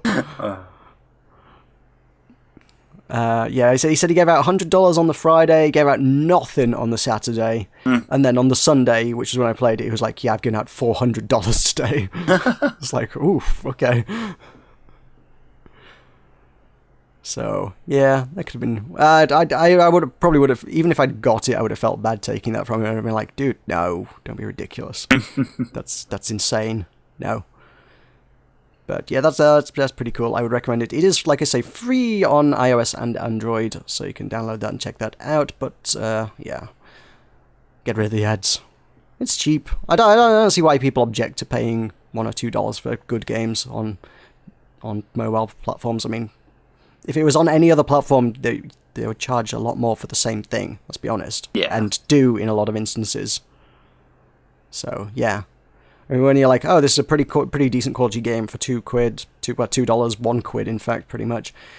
Yeah, I'll pay that. It's like Super Hexagon as well. It's like £1-2 on Steam. It's a really simple game, but hey, it's cool and compelling. I will take it. I did speak to him about that. He was like, oh, I was thinking about Steam. I don't know if we're a good platform. Steam's a good platform for us. And I was like, well, your game's not drastically different to something like Super Hexagon, really, in terms of actual... Well, it's a different mechanic, it's a different game, but in terms of complexity and depth, it's very on a very similar level to something like Super Hexagon, and that's sold on Steam. And he was like, yeah, but this is like $2. Do they sell that on Steam for $2? And I was like, yes, they do. They do sell it on Steam for $2, absolutely. I was like, oh, well, maybe I will give that a consideration. So that might be on Steam. Meroka is helping developers all day. You're so kind. That's what I'm there for. I am a volunteer with the Mega Booth. I want to be a Meroka when I grow up. Can I be a Meroka when I grow up? Only if you can learn to time travel and be omnipresent and have a cool hat from Sir Hattington Smythes. Will you teach me, Spy? No. Okay, then I hate you. I played Vivian Clark. Keeping all your Meroka to yourself. Shame. Yes, I will. Well, you can attempt to mimic me, but you will only be a crude carbon copy. Alas. Vivian Clark is it's like kind of a game hidden within Soda Drinker Pro, apparently, and it's weird because Soda Drinker Pro is weird, and the guy who makes it's really weird. You are like a raindrop, and then if you collide with any other object as a raindrop, you turn into that object, and you then go into a different world and play an entirely different game. I don't know what it is. What? It's really bizarre. It's like you can land on, like, well, one of the things you land on your way down is a spaceship, was what I landed on. It was like, okay, then you fly around space for a bit, and then you crash into a planet, and then you go and do a different game on the planet, and then other things happen, and then other things happen, and at some point I ended up with a butterfly that was perpetually flying sideways for some reason, and I couldn't control it very well, and then the game ended, and it was like, congratulations, these are all the things that you've been in this life. I was like, I don't know what just happened. Ooh, I want to be different things. I could be a dolphin, and an aardvark, and a bumblebee. I think those are probably all things that are in Vivian Clark. Yay! So that's like, as I say, that's kind of a freebie that was given away in Soda Drinker Pro, so if you want that, go buy Soda Drinker Pro. And they were actually selling, they've gone to really great lengths to do their promo for Soda Drinker Pro this year. They actually got in touch with the company and invented a new soda. What does it taste like? I don't know. They were selling. What does it taste like? I don't know, because it was $5 a bottle, and I'm not paying $5 for a bottle of soda. So I will never know what bonus soda tastes like. Unless they're selling it next year, when I may be tempted. Soda.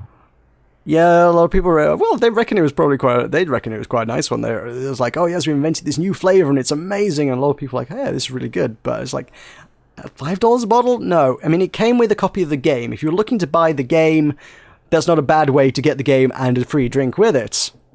But I already own the game, so at that point it's just like, I'm just buying this for the soda, and I don't want the soda that badly. Mm-hmm. Don't get me wrong, I am intrigued, but I ain't paying $5 for it. No siree. But cool promo, guys. Anything else that's worth noting? I played Prismato, which was a card-based RTS, which was very kind of strange. Was it RTS? No, it's not RTS. It's turn-based, sorry. Turn-based strategy. So you kind of build up, you play cards for like resource gathering, and then other ones for, well, I suppose it's all displayed with cards, but it's not, I guess it's not really a card game in anything other than the cards are used to display your units, which is kind of a strange way to do it, but yeah. It's just supposed to be a really, really basic cut-down strategy game, so that it's for idiots like me who like strategy but are bad at strategy. Yeah, the developers on that have been in the Hearthstone scene some. They all the Hearthstone tournament ones. They were in the Magic Amy scandal thing I mentioned a couple of weeks back. They were apparently Magic Amy ripped them off. So yeah. Yeah, as I say, in spite of it being represented by cards, it's not really. Hearthstone's not really an apt comparison for this game. This is something more like. I'm trying to think of a good turn-based strategy that would work. I guess with most turn-based strategy, you're moving units around, but these aren't. This is literally just take turns hitting each other, and you build defensive units and offensive units and resource-gathering units and stuff. In many ways, it is similar to something like StarCraft, but without ever having to move your units around and attacking the right ones from the right angle and moving them to the right place and strategizing. It's just take turns trading punches with each other, and if you have more stuff than the enemy, you will punch them and deal damage. If they have more stuff than you, then you've got units that can attack and defend as well, so you can use it as armor, as sort of to protect you from damage, or you can use it to attack the enemy as well, so some of the units are flexible. It was intriguing in its own strange kind of way. And they gave me a key for the alpha for that, so I will probably look at that on my channel soon-ish, I think. Yep. Yay, Meroka channel. Yes. At youtube.com/ButtonMashEmpire. Well, yes, we don't need the shameless promos anymore, because the podcast now goes out on that channel. So anybody who's watching this podcast is already on that channel and should already be subscribed, and if they're not, they should subscribe right now. Do they know that, though? Well, I just told them, so hopefully. But I mean, maybe they didn't hear you. If you didn't hear me, the channel that you're currently watching this video on is youtube.com/ButtonMashEmpire. Please subscribe right now. Also, youtube.com/Tulkas, yeah. Yeah, maybe. See him as well, about stuff. Yeah, do that. I quality content, promise. Sure.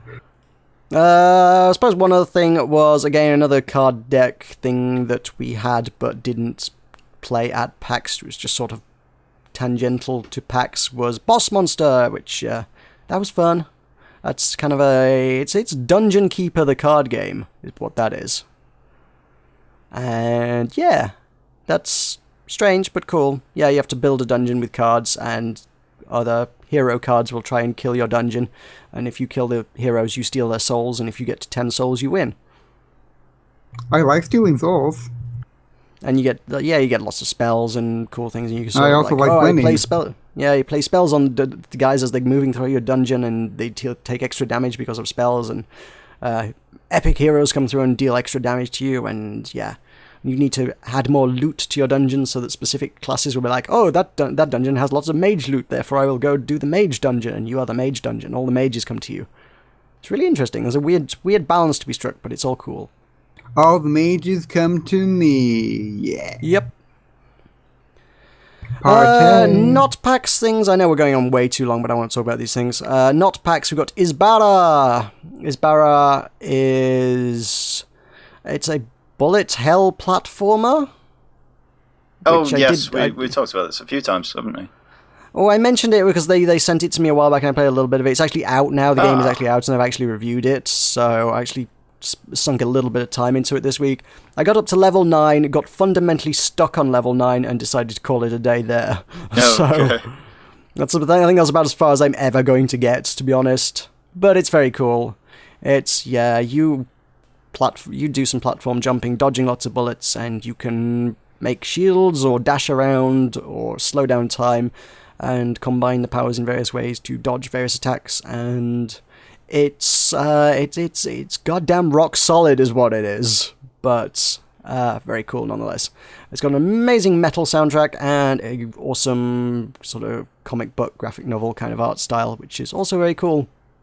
I like it a lot, even if it's just horrifying to try and actually beat. So tempted to buy this. Well, you like your stuff to be, like, rock hard, but at the same time, I guess I've never known you to be the bullet hell type. I do like bullet hells. I just don't often find good ones. Also, I'm just watching the trailer, because I don't think I've seen the trailer before, and it's like some of the what I presume must be the later levels just look absolutely goddamn horrifying. It's like, the levels I played are bad enough, and then there's other ones where it's just like, bullets everywhere, bullets, nothing but bullets, and it's like, how can you do that? It makes no sense. But there you go. Through the power of friendship. Did we talk about There Came an Echo before, or is this... We have not. I've heard it. I've heard you mention it. Oh, okay, I couldn't remember if we talked about it before. I don't think we've talked about it since you did it on your channel. Okay, well, I haven't played a lot of it since I did it on my channel, but it is a voice-controlled strategy thing, which is kind of cool. I feel like we did talk about it, didn't we? I'm very sure we did. Oh, well... Because I named one of the characters Tulkas. Yeah, well, yeah, but I don't think that was... I mean, you named, like, one character Fixer, so that's not related to the podcast. Well, this is true. I think that you talked about it, like, when it was released or whatever, but I don't think you talked about... Yeah, it's just the fact that we haven't done a podcast in 3 weeks, and I played it just before I went to PAX, so I was like, was this after the last podcast or before the last podcast? I could be wrong, but I don't believe we talked about it, so let's talk about it again. There was one guy, and I was Tulkas, and I responded to Tulkas better than the actual name, so I was proud of that. I was Mr. Hashtag Rebel over here. Yeah, as one of the characters is called Syl, and there's a amount of times I was like, Syl, go to Alpha 4, Syl, go to Beta 7, and he's like, Syl, open fire, Syl, reload, and he's just like, nope. He's just stood there, gormlessly, is like, Syl, open fire, Tulkas, open fire, and he suddenly starts shooting, and it's like, God damn it, guy! Why do you respond to Tulkas better than Syl? Because he loves me in a way that you never can. Right. I think there are some voice commands, because you're allowed to abbreviate a lot of stuff. It's like, if you say, Syl, go to a Delta 4, you can also say, Syl, Delta 4, and sometimes I think if you just go, Syl, Delta 4, the game's just like, what did you say? No, that wasn't a command. If you say, Syl, go to Delta 4, I think it might be able to parse that a little bit better, but it's obviously trying to help you out by speeding things up and abbreviating stuff, and it doesn't always work. I think the longer phrases it can probably parse better than the shorter phrases, if I think about it. It seems like a very finicky game. It usually works, but when it doesn't, those are noteworthy for being extremely frustrating, because it's usually when something critical is happening and a character's about to die and you're trying to save their life. And also, obviously this is just like the first game to really be voice activated like this. So I imagine that future game, like the thing will probably improve some. It's not the first game I've seen, but it certainly to do it as well as it has. There was a game called In the Verbis Virtus that came out. Well, it's not. I think it's still in early access, but I played that a long time ago, and the very first demo they put out really impressed me. That was really kind of cool. Then they sent me a second demo later on in the build, and that was just the most frustrating shit I've ever had to play. Is that a Latin name? Yes, it would Well, be in I wordless would like Wood to remind you that as a member of the people that can constantly butcher Divis Nelius, that V's in Latin are pronounced as W, so yes, it's it's Wordless Wood yes. yeah. Thank you, yes. Yeah, who's an annoying know-it-all? I'm an annoying know-it-all. Yo. Yeah. I'm not even going to dispute that one. So, yes, that is still in the works, and I hope they tighten that up a bit, because that wasn't as good. Yeah. There came an echo. I think the significant, really impressive bit about it is the fact that you can change any of the voice commands in the game to anything else you like changing a character's name to Tulkas or whatever. Because you love me. You know what I say? I think we've talked about it before. I think we did it in the new releases at one point, didn't we? Yeah. That's because I played it at PAX last year. Yeah, so that's I what I knew a bit meant. about I'm it. not sure I guess I'm not sure if you talk it after you've played it or before you've played it. Yeah, no, we mentioned it before it came out, I think. Yeah. Oh, so then, okay, I wasn't sure how you wanted to schedule things or whatever. Okay. That's fine, whatever. So yeah, it mostly works and it's mostly pretty cool, but then sometimes it doesn't, and that's really annoying. But hey ho. Certainly a very interesting title, and it's not immediately obvious, but it does tie into the studio's previous game sequence. About halfway through, it's like, oh, here's a twist. By the way, this character is... Spoiler alert, but blah, blah, blah. And that's really interesting. But, yeah. In no way is that ever mentioned at any point on any of the storefronts, including their own websites. So I'm spoiling a little bit by saying that, but I feel like anybody who was invested in Sequence in any way, shape, or form would probably want to check out There Came an Echo, just because it actually is more of the story, even if you didn't realize it was more of the story, because they never told you it was more of the story. So there's that. Yay! Hidden sequels. Hidden Sort sequel. In a very strange kind of way. Although I wouldn't have objected more of the Ronald Jenkins music rhythm game sequel if they'd done it that way. If they'd been like, hey, let's make Sequence 2, I'd have been like, you know what? Yeah. I can go for more rhythm game to Ronald Jenkins with a reasonably interesting story. Sure, that's fine. I'll deal with it. Cool. All right, that's probably me. I'm done. I'm gamed out. I also played Final Fantasy XIV. That's not really going anywhere particularly interesting yet. I don't know. I played a few hours of it. I've recorded recorded damn near everything I've played of it. I've killed like 5 rats and 3 lambs, and it's like, does this game go anywhere? Am I allowed to go questing and adventuring soon, or am I literally doing meat runs here? I think it's meat runs and killing vermin. But I guess that's how most MMOs start out. I don't know. I feel like World of Warcraft had me killing wolves a bit sooner than that, but hey. MMOs, yo! Yay, MMOs! The only MMO I've played is Lord of the Rings Online, but yeah. I played that very briefly, and it was just a reskin of World of Warcraft. And I was like, you know what, I could just play World of Warcraft. Meds. It seemed like this sort of game, like, a lot of people hate, but then a lot of people love, and it's for a very specific type of person. That person isn't your average gamer, so it's sort of like the people that play it don't play other games. It appeals to a different demographic. Well, I think that's reasonably true of a lot of MMOs, actually, to be fair, but yeah. But, I mean, it's because it's off the Tolkien thing. Well, like I say, because it's a reskin of World of Warcraft, I think it would be very accessible to a lot of people, even if you didn't delve into the lore, the gameplay, the UI, everything was damn near World of Warcraft. Yeah, I got into it because my Latin teacher in high school played it, and she recommended it to me. Yeah, it was fun.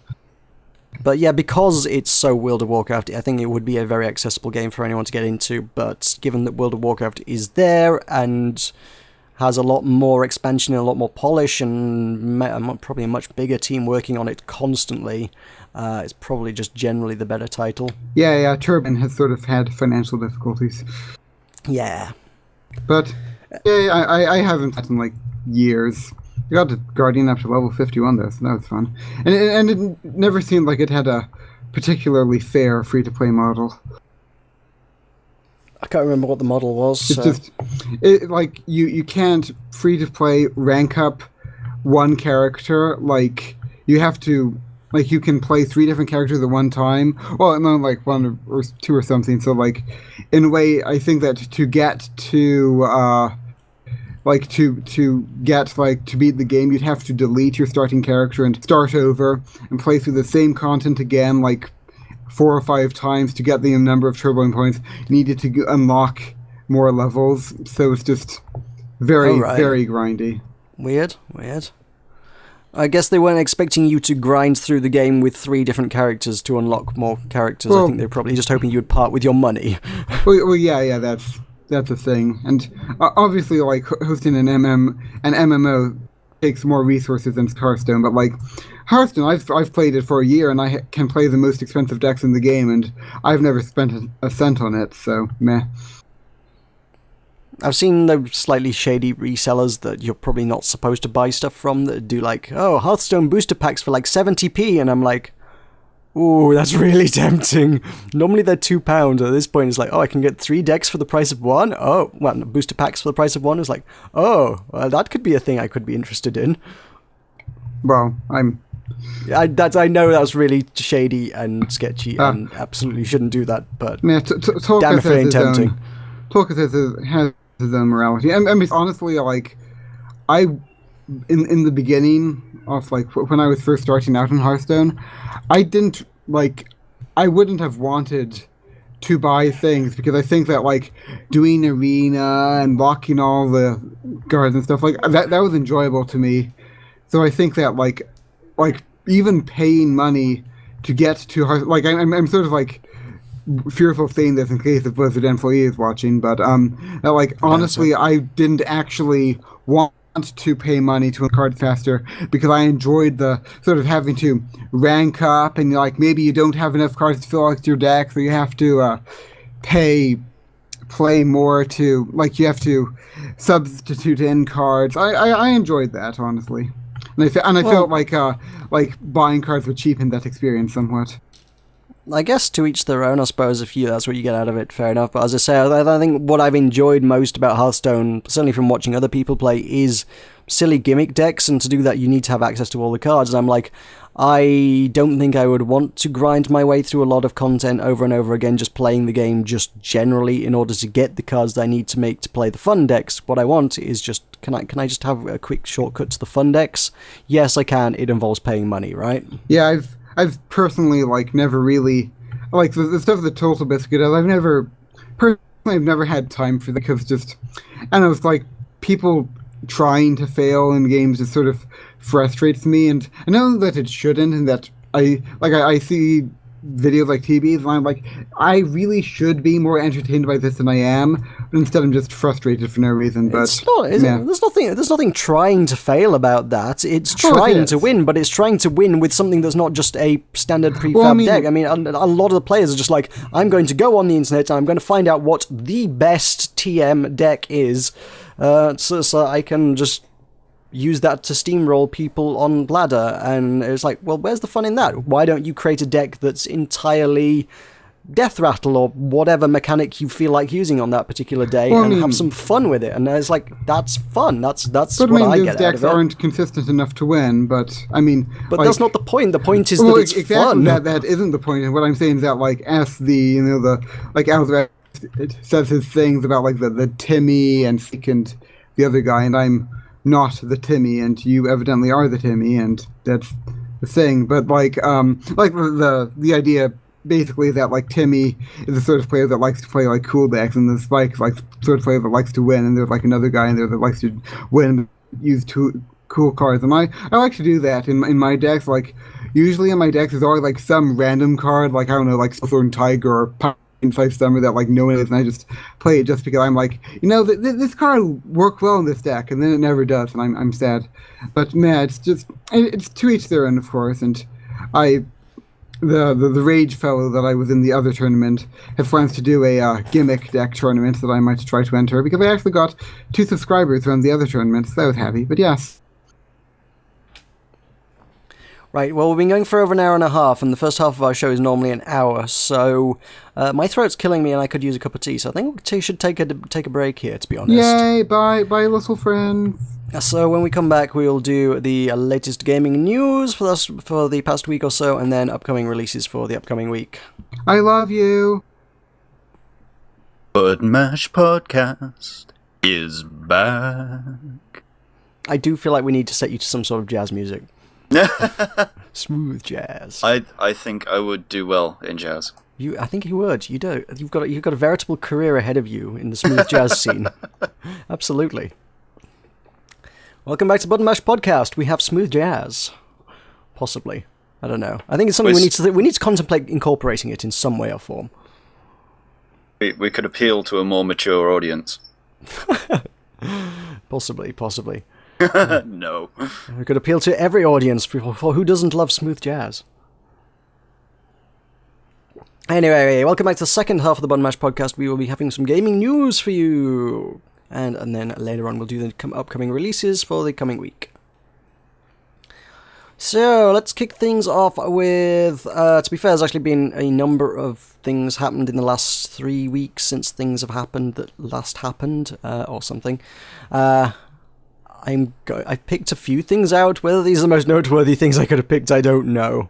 But Valve have done stuff, and there's a lot of it. It's their new Steam Universe thing that they've been doing for a while, or trying to push for a while. Now it seems like things are imminent, I guess. So they got Steam machines. There is a bunch of Steam pages advertising all the different Steam machines that will be available. Allegedly, is it November this year? I think some of them were saying. That sounds familiar. Yes. Coming this November. All the Steam machines that we've been talking about for a while now. That people are going, oh my god, Steam machines! They're coming, and they're very expensive. So, starting at, which one, what do we got? It was the iBuyPower one, I think, was the cheapest, wasn't it? At $400 and something? $60. $460. I can't find that page now. I actually can't see that on here. I can't actually see the iBuyPower. Oh, there, iBuyPower SBX, that was it. It's $460, and does it actually come with specs? Because a lot of these things on the pages don't come with specs. You got a AMD Athlon X4 840 processor and Radeon R7 250X GPU, 4 GB of RAM, and half a terabyte of storage. Which is, for that price, I feel like you could probably make a better computer. I don't know. I won't be giving up my computer for this. No chance. No. It's obviously kind of so your entry-level stuff like this is probably more aiming at perhaps competing with the console market, I guess. And then you got all the way up to some silly priced ones. The Origin one there's like a $5,000 one. Wow. Which does that actually have a spec? Oh, that one actually does have specs, which up to an Intel i7 4770K. I'm not really up on my Intel stuff because I have an AMD processor, so I'm not rightly sure about how powerful that is, but I presume it's a good one for that kind of money. GPU, they got 3-way SLI GTX 980s, and I do know that's a good thing, so yeah, you probably, I think that's probably where most of the costs go on that particular machine, I suspect. So those cards alone are pretty steep. How much is a 980? Looking at like, is it $600? Maybe more, I'm not sure. I thought it was about $500, but I don't know. I wish to Google this now. GTX 980. Shop me. You're looking at £500 really, so yeah. Maybe a bit more, maybe looking about $800? I don't know. Again, we get overcharged for everything here, so it's maybe not that much, but still, you're looking at probably, I would say, a good $2,000. Good, yeah, 40% of your cost is probably just in graphics card there. So, yeah, there's some crazy stuff. There's the Alienware's got quite a range. The Alienware they had at PAX East, actually, the Indie Mega booth had a bunch of Alienware branded boxes that were these exact models, but weren't running SteamOS. I'm not sure what the specs were, to be honest, so no idea how it stacks up, but it was like, oh, yeah, looks like the upcoming Steam machine, but it doesn't have the Steam logo on it, and it literally just runs Windows. So I don't know if Alienware just do like a bunch of stock models and they're sticking a Steam sticker on their Steam boxes, which might actually be how they're doing it, to be honest. But it's very, very small for a PC. The form factor on the Alienware ones is tiny, very tiny, which is impressively tiny. But the specs on the Alienware one are some monumentally vague shit, quite frankly. I mean, it says starting at $480. It doesn't say what it goes up to, I don't think. But they've got 4 different models, and none of them are particularly clear on what that is. We briefly discussed this before we started. It's like they've got Alienware Steam Machine A, B, C, and D. A and B are just a dual-core i3. C is a quad-core i5, and just D is the quad-core i7, so presuming the D is going to be your top-end one.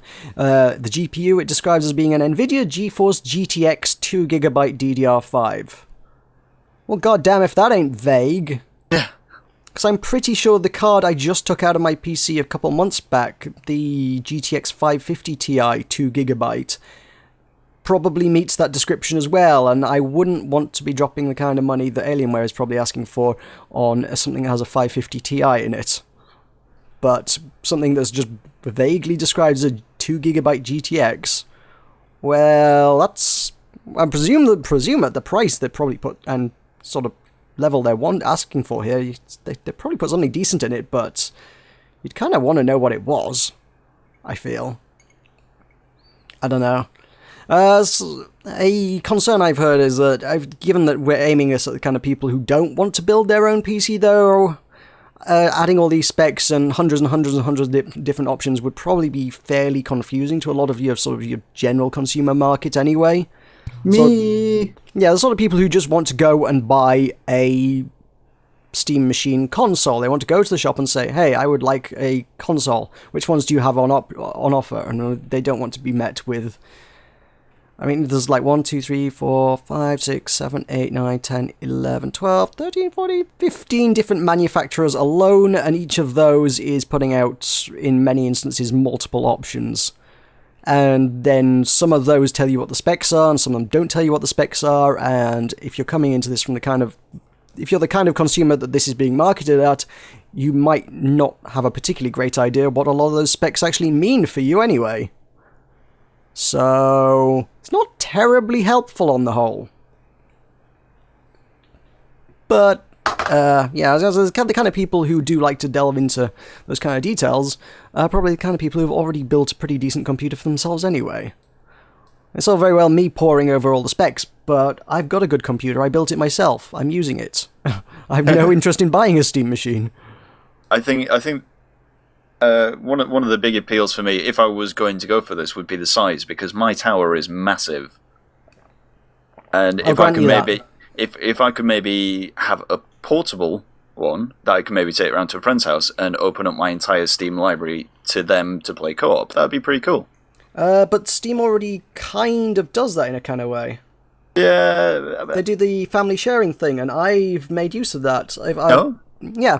One of my friends, I go over to his house. He lives about a mile down the road, and I quite frequently visit him. And I basically logged into his Steam account one day on my. I went onto his machine, onto his computer, fired up Steam, logged into my account on his machine, and if you go into the settings, you can say, okay, allow other accounts on this computer to access my Steam library. They send you a verification via email, just the Steam Guard code thing. So get my phone out. This is the code. Verify everything.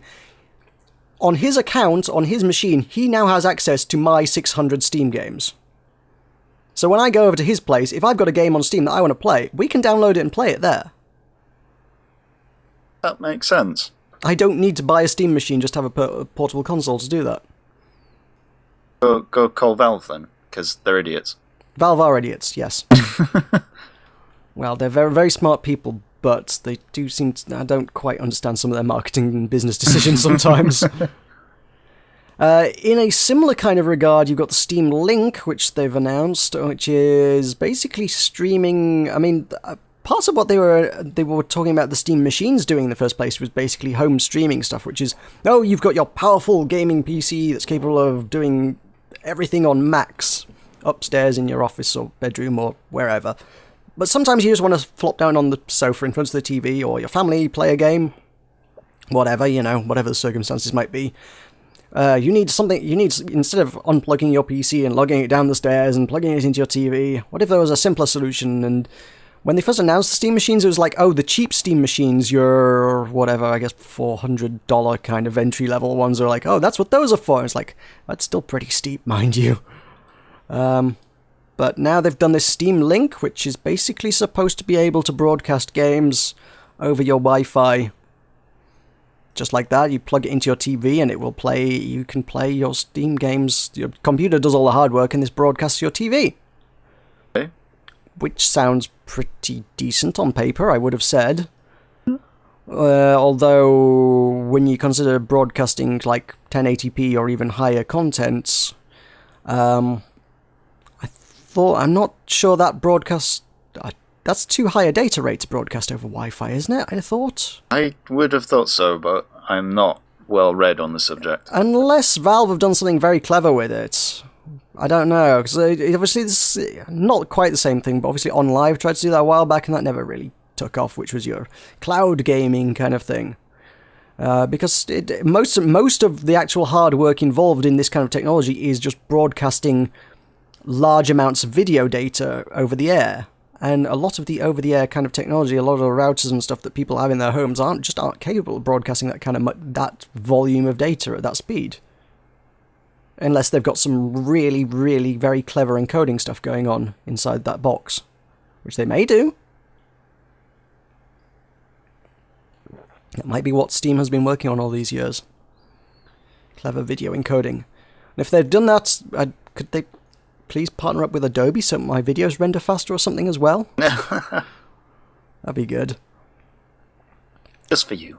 Yeah, just for me. And everybody else who does any kind of video work ever, because presumably that would help everybody out? I don't know. Anyway, yeah, it's an interesting idea. I shall reserve judgment until I see it in action, but it's a neat little idea if it works. Although I think... I also heard there's other boxes and things out there that do very similar jobs already anyway. Chromecast would let you do some of that stuff, I think. I'm not sure. At any rate, we also have the Steam controller, which is apparently the final iteration. They've shown that one out now. It's like, ooh, look at this, it looks different to the last one. It now has an analog stick and 4 face buttons, which I don't think it had before. Oh no, it had the face buttons, but it had them in really weird places. Now it looks a bit more like an Xbox layout, actually. Which is fairly reasonable. Other than that, it's very similar to what it was before, but it has an analog stick now, I guess. I'm still intrigued to buy one. I probably would buy one when it's released, but I don't know, it's still weird. I mean, I tried playing one a couple years back now, or whenever the heck Deja Barn brought one to PAX. Deja Barn brought one to PAX one year, and it was really weird to play with. But they reckoned once you got the hang of it, it was okay. So, I don't know. Definitely try one. Yeah, like I say, and I think I would want one just for the sake of having one. But whether it will replace an Xbox controller for me, I don't know. I mean, the whole point of it is actually it's supposed to replace like the keyboard and mouse, and I can't see that happening. Nah. It's like, oh, the touchpads are supposed to be completely... it's done so cleverly that it replaces a keyboard input, and it's like, I don't think... That doesn't sound doable. I don't know. I could see it replacing the mouse, but not keyboard. Even then, it doesn't sound like a great way to do it, but I don't know, I could be Better wrong. than analog. Better than an analog stick. Well, yes, okay. I suppose I can guarantee that, yes. Thank you. We also have the Steam VR, which means is yet another entry into trying to do VR stuff because that's the latest bandwagon that everybody's jumping on. So Steam have partnered up with HTC, and they're doing the Vive? I don't know how you pronounce it. I don't know what they're calling it. VIVE. Vive. Vive 5. There. Yes. This is apparently it's got like sensors on the outside of it, which like track the things in your room, so that when you move around, it knows where you're moving relative to all the things in the room, so that it can accurately reproduce the motion. Which sounds like actually quite a good way of doing that, to be quite honest, but at the same time, VR is still one of those things that I'm just like, I really can't be bothered with. It still sounds like a gimmick. Again, I would totally try it. I mean, there are... I probably should have made a greater effort to find an opportunity to try the Oculus at PAX, but I didn't. Mostly because it's one of those ones where the queue is miles long. Even for the tiny indie games that are like, oh yes, we're developing this for the Oculus. Well, a lot of people come to try your game, but let's be honest, they're not there for the game. And you end up with loads and loads of people waiting to try it, but they are there just to see what the Oculus looks like. Yeah, and it's... I can't be bothered with that. I should have probably sorted some of those out before or after the show, floor closed and opened and whatever, just to actually say, hey, whilst nobody's waiting, can I try on your Oculus? But at the same time, it's the sort of thing, it's just like, I actually can't be bothered. It's a gimmick for me. I mean, I should reserve judgment until I've tried it, but at the same time... I say, the demand to try it anywhere that it is publicly available to try is so ridiculous that at the end I'm just like, there's better things to see with my time. There just really are. So yeah, those are the 4 PC things that Valve are doing instead of making Half-Life 3. Because when they did the announcement recently, there was like, was it a GDC? They were like, oh, Valve is going to make an announcement on the 3rd of the 3rd at 3:03, and everyone was like, oh my god, it's Half-Life! And then it was just like some really boring, dry, technical stuff relating to like the VR or something, I don't know. I'm not rightly sure exactly what it was, but it was not Half-Life 3, I can tell you that much. And everyone was like, disappoint. Valve, you monumental trolls. Monumental. So that's all the fun and joy in games and news from Valve this week. Recently popped up, very recently we've seen, there is a spiritual successor to Banjo-Kazooie from former Rare developers at Playtonic. Well, not someone I've heard before, but if they worked for Rare before, I will trust them on that one. I'm okay with this. Have I ever told you how Banjo-Kazooie is one of my favourite games of all time? Maybe once or twice. So Project Yooka-Laylee, spiritual successor to Banjo-Kazooie, they've only released one screenshot of it, so it really doesn't say much. Actually, no, I think there's 2 screenshots, but that's not a lot more to know. But still, they're like, oh yeah, we're not even going to tell you what the characters are, because if we tell you what the characters are, it's massive spoilers, and it's like, really?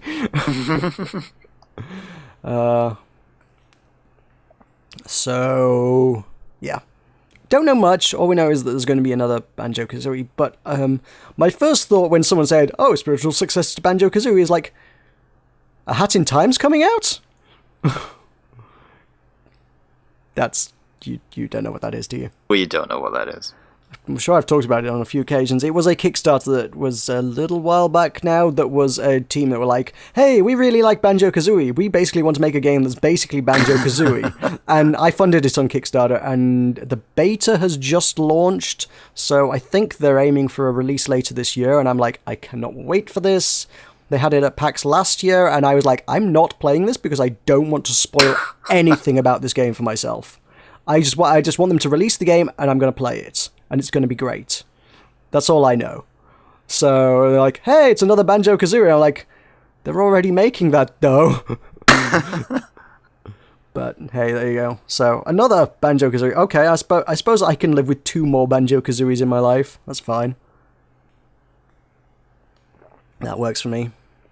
So this is also going to go on Kickstarter, although they've said we're releasing it at the same time, at the same quality, regardless of the Kickstarter, which makes me wonder why they're doing a Kickstarter, but it's like, oh, the Kickstarter could simply allow for the project to become something larger. Okay, I guess. I know I saw Grant Kirkhope on Twitter said, oh yes, by the way, I'm doing the soundtrack for Project Ukulele, who is the guy who did the soundtrack for Banjo-Kazooie, so... Well, that's a huge deal in and of itself. And I know Grant Kirkhope had done a bunch of the soundtrack for A Hat in Time as well, actually, so... Dude gets involved with a lot of that stuff. I will say, if these guys wanted a cheap Grant Kirkhope, these guys should probably be looking at Kevin MacLeod, because he's the guy that does all the free music on the internet that everybody uses for everything. And if you've ever bothered to stop and sit and listen to a bunch of his stuff, he's done a lot of stuff that sounds a lot like Grant Kirkhope stuff. He's got an entire pack of music on his website. It's like, download this generic video game soundtrack pack. And it's like, this all sounds like it could just be lifted straight from Banjo-Kazooie. So, yeah. As I say, it's basically, if anyone wants budget Grant Kirkhope. That said, I have no idea what Grant Kirkhope charges for this kind of stuff anymore. I'm not sure how relevant he's been since Rare stopped making good games. Are Rare still around? What did they make? What did Rare make? I need to check this out now. Rare Limited. Because I'm like, what have they made since, like... Since the Microsoft era, yes. Because Microsoft bought them out, and then they made... some terrible things. And apparently they're now doing... Oh, okay, they're doing, like, Kinect stuff? List of video games developed by Rare. Oh man, they made some... Wow. Oh, they made a lot of stuff. Oh yeah, they made Perfect Dark Zero, and... Viva Pinata, of course. Of course they did that. And then... Yeah, it's been a quiet few years, actually, for those guys. Yeah, they did a bunch of stuff at the start of the Xbox 360 when they got picked up by Microsoft, and... Some of it was the Banjo-Kazooie spin-offs and not-so-great stuff. Nuts and Bolts, which I loved and nobody else liked, and now everybody's making Banjo-Kazooie Nuts and Bolts clones that everybody loves for some reason. What the shit? What happened there? Viva Pinata is their thing, and Kinect Sports is their thing now. It's not a great library.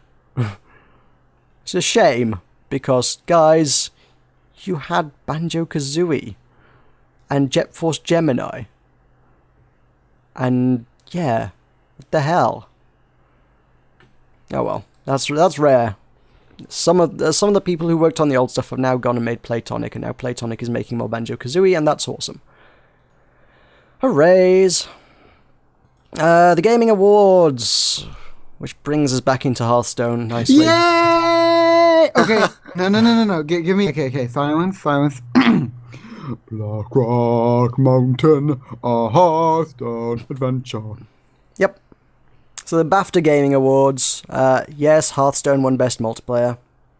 And is it not the best multiplayer? To be fair, it also won the Best Multiplayer at the Gaming Awards as well, did it not? And I agree. To be fair, I agreed with it at the time, so, you know, I'll go with that. Good. Hearthstone Master Race, yo. Ooh, and Minecraft also won. Yay, Minecraft! Oh, that was Best Family Game, yes. Now, I think the controversial one, the one that was like, hang on, does this deserve this, and what the hell are they doing, is the fact that Destiny won Best Game. Which everyone's like, hang on. That game was widely viewed as not being that great. It did not receive particularly fantastic critique, and, yeah, a lot of people are like, yeah, this is pretty boring, it's very grindy, there's a lot of back and forth, you're seeing the same stuff over and over again, meh. I know there are a lot of people who are really into it, but then there's a lot of people who are just kind of a bit cool on it, to be honest. So, yeah. Did I ever tell you that I like Hearthstone? You might have briefly mentioned it in passing once or twice. I'll say that for the next podcast, I guess. But yeah, I do, in fact, like Hearthstone. Yeah. Alien Isolation won audio. I'm glad it made it somewhere. Was its audio excellent? It was. Okay. The whole thing was excellent. For a moment, I was kind of a bit surprised. There's one category on here which is British game. I was like, why is Britain a significant category and no other nation on the planet has a significant category dedicated to it? And it is BAFTA, which is the British Awards, isn't it? So, I guess that's fairly reasonable, I suppose. We had to create our own award just for us. Yes, apparently so. Fair enough. And yeah, that's well. Music went to Far Cry 4. Really? What the heck? I don't remember any of the music in Far Cry 4. If you said name something memorable from Far Cry 4, if you asked me to name that, I would not have said the music. The skinning rhinos. The skinning rhinos was pretty memorable. Setting the rhinos on fire was pretty memorable. Just throwing Molotovs at rhinos. That was pretty satisfying. And then the fun game of, oh shit, the rhino's angry at me and on fire. No, I don't. There was like the Pagan Min music when they were in control of a territory, and then it just went to Rabbi Ray Rana talking utter bullshit on the radio when you liberated a territory. What music was there in Far Cry? There wasn't any. Seriously, if you want the best soundtrack of the year, where the shit is Freedom Planet? Because that shit's incredible. Seriously. You want best soundtrack? I'm giving that to Freedom Planet, man. I like the Rome Total War soundtrack. Not terribly current, Tulkas, but thank you. Well, they should just give Rome Total War the award for everything, like every year. Because, it's nothing's ever going to beat it, man. Fair enough. This constant awards. Like, it might get a bit redundant after a while, but, we'll keep chugging along. I'm sure there'll still be, like, me in the audience and by myself, and it'll be fun. You'd also be really hard-pressed to make the case for game innovation, debut game, and one to watch. Well, I enjoy watching Rome Total War. It was. I don't think that's what they mean. It was actually a very innovative game for its time, and debut game. Well, I suppose Shogun Total War with that, but meh. Although I kind of like that idea as being a new game award category, is one to watch and then one to watch on YouTube. It's like, don't bother with this game, just watch someone play it on YouTube. Next year, that one's going in my award show. When it comes time to the Button Mash Awards, I'm going to have one to watch and one to watch on YouTube. That's definitely it for me. So that's our significant gaming news for the week. Should we move on to some new releases, guys? Yep. Ooh. We are up to the 16th of March, I guess. Where's that? 15th through to 22nd, yeah, we'll go with that list. Devil May Cry Definitive Edition on the Bone. Ooh. Which is something I guess Will might... I like slashing demons with big swords. Thought so. Yeah. So this is just a remaster of the original, I guess, is it? Yep. I think they lumped all the DLC into it, so there's nothing incredibly new apart from a new, like, some skins that you might not have had before. Fair enough. Okay, then. Battlefield Hardline. Oh, good lord, is this finally out? Didn't realise this was soon. This is Cops and Robbers Battlefield. I don't know a lot about it, other than most people have been like, it doesn't look that great. I think they're trying to do something a little bit different, rather than just trying to stay on the heels of Call of Duty every year. They're like, can we do something slightly different now? I think this is slightly different, and everyone's just gone, meh, it's not the normal one, so boring. Resident Evil Revelations 2. Have we not already had a look at that at some point? This is episodic, I think. Oh, is it really? Oh, yes. Okay. So this is another episode? I don't know. Oh yeah, released episodically across 4 weeks with a physical release later down the line. So this is another episode of a thing that yeah. Oh, this episode 4, is it? It is actually. Yeah, yes. this will be the last part then. Okay. Cool. Another part. Also, we have listed entirely separately. We've got another Devil May Cry for some reason. Hey. Don't know why they've listed that one twice. It's got a different box art, but it's the same game for the same console. What the shit? Oh no, it's for different consoles. The first one was for the Bone. This is PS4 and the Bone. oh yes. Yeah. Hmm. We have the Ultimate Fate Ultimatum for the PS3. Anime. Something anime. The sequel to the Guided Fate Paradox once again puts the player in the shoes of a regular teen turned god and dishes out some randomly generated dungeons that need crawling. It's a roguelike thing. Holy shit. Do they make roguelikes on the PS3? I didn't know they did that. Huh. There you go. Some weird anime roguelike. Interesting. Cool. Final Fantasy Type O HD. Again, did not know that was imminent. I thought that was some way off, was it not? So this is a remake of the PSP game, Final Fantasy Type O. This is on the Bone and the PS4. I have heard a lot of people talking about it. I've not really listened to anything those people have had to say, so I can't say I know much about it. Anybody know much about this one? No. I know it gives you access to the demo to Final Fantasy 15, and I think it's like the only way to get the Final Fantasy 15 demo. And I know some people have bought it just for the demo. It's like, Jesus Christ, guys. So, yeah. If you want the Final Fantasy 15 demo, there you go. I'm not sure what differentiates it from other Final Fantasies, but it's a thing that's there. Bladestorm Nightmare. An enhanced remake of Bladestorm The 100 Years' War, adding fantasy monsters to the menage of enemies. Okay. I don't know what the original one was, to be honest, so... Is that anything anybody has played? No. The original Bladestorm being from 2007, so... I was 12. Fair enough. I was drinking a lot of things and playing a lot of Halo at university. Old person. So, yeah. Okay.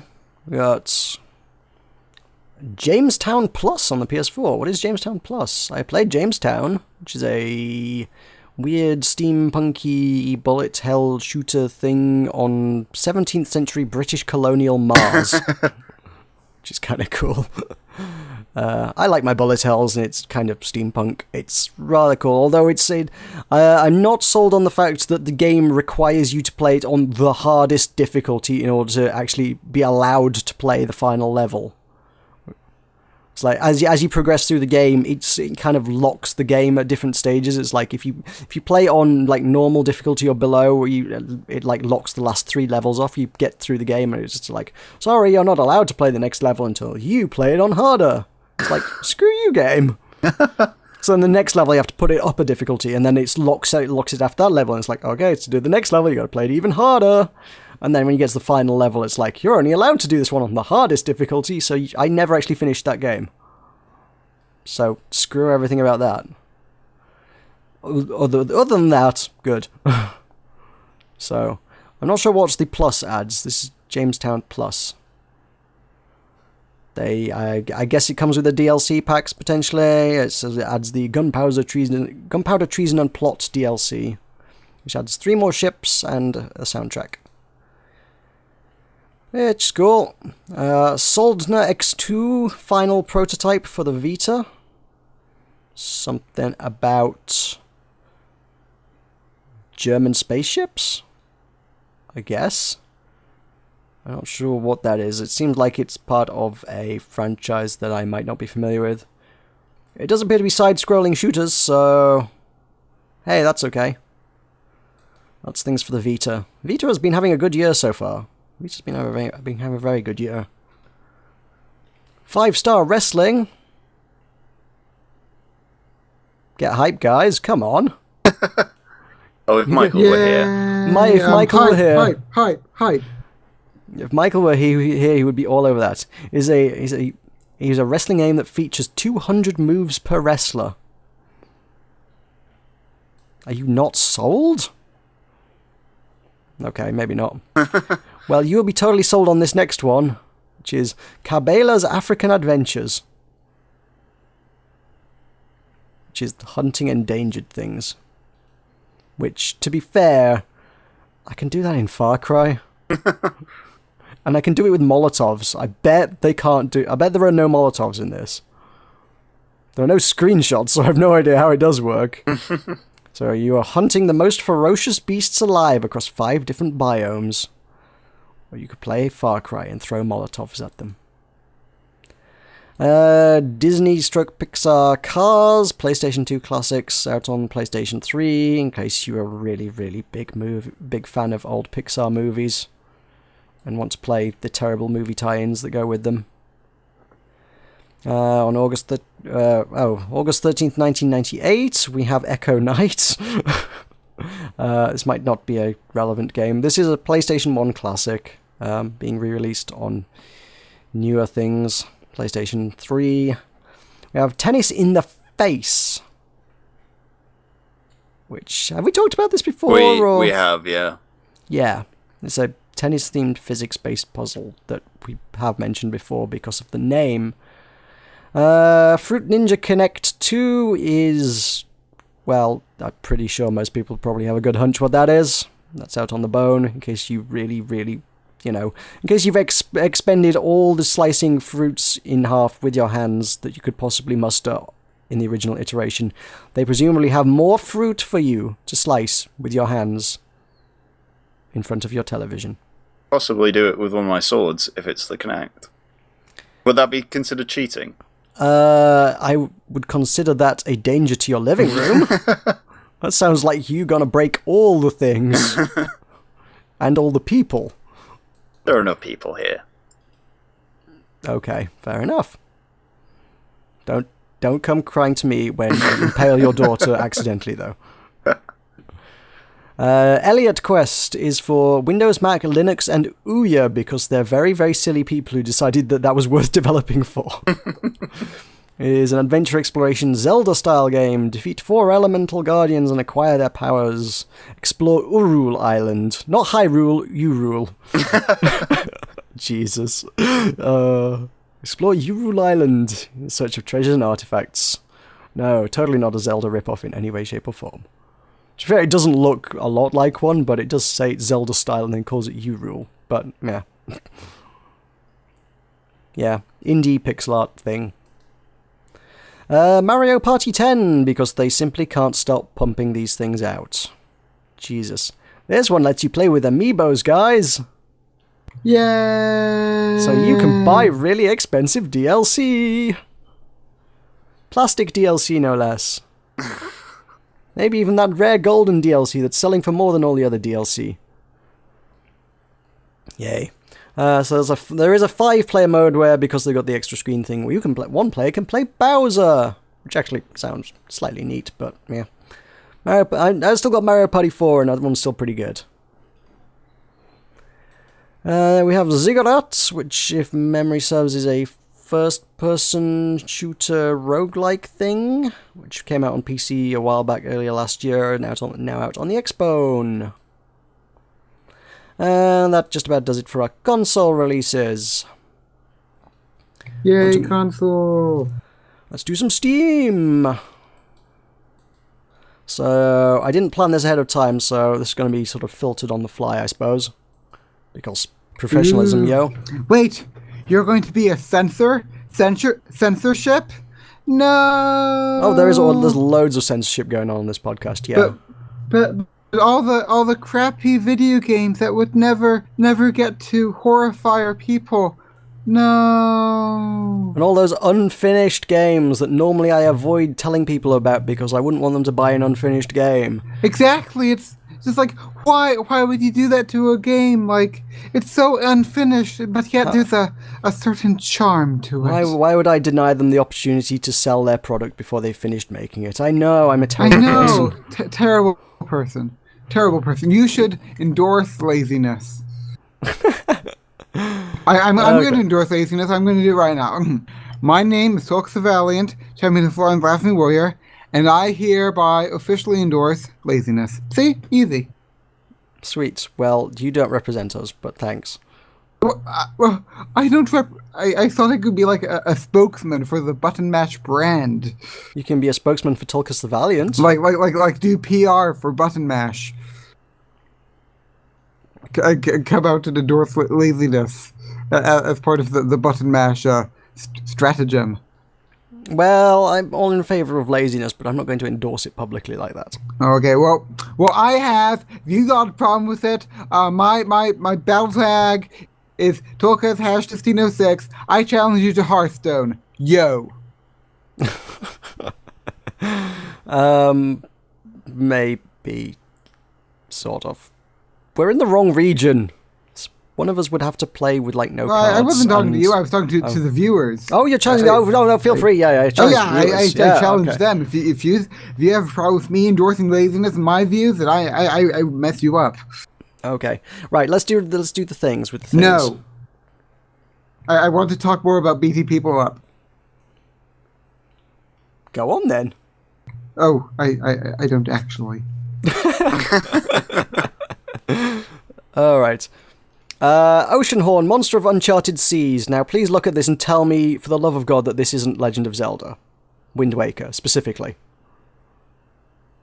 It absolutely is, actually. It actually is, isn't it? Now, to be fair, I never played Legend of Zelda Wind Waker. Now I'm kind of like, Is this a mobile port? I don't know, is it? It doesn't... I really sure? feel like I've seen this on my mobile. It looks... I would have said it looked too complex to be a mobile game, to be honest. You'd be surprised. But it's got the it's got the Zelda interface, and it's got smashing pots, and it's got sailing around on a ship, and then it's got that... It's all Zelda. Everything is Zelda. Seriously. Yeah. I swear to God. Someone's just like, hey, let's make a Zelda game, but not call it Zelda. Wow. Maybe Again. Again, yeah. Free money! At least it's not set in the land of Hyrule, but hey. You rule, I rule. Or Hyrule. Ruler. They're all much of the same. So, Yeah, yes. this is a mobile port. What? How does that work on mobile? What? Oh, no. This is, I think, a separate game, but of the same title. Oh, right, same franchise, I guess. Yeah. Okay. I'll say it's kind of got the different abilities mapped to different face buttons and like what probably like context buttons and stuff, depending on where you're stood and things. It's Zelda. Okay. We've got Enemy, which is okay. It's a go for a generic name, why don't you? The video games you played as a kid mashed together made into a tactical role-playing game.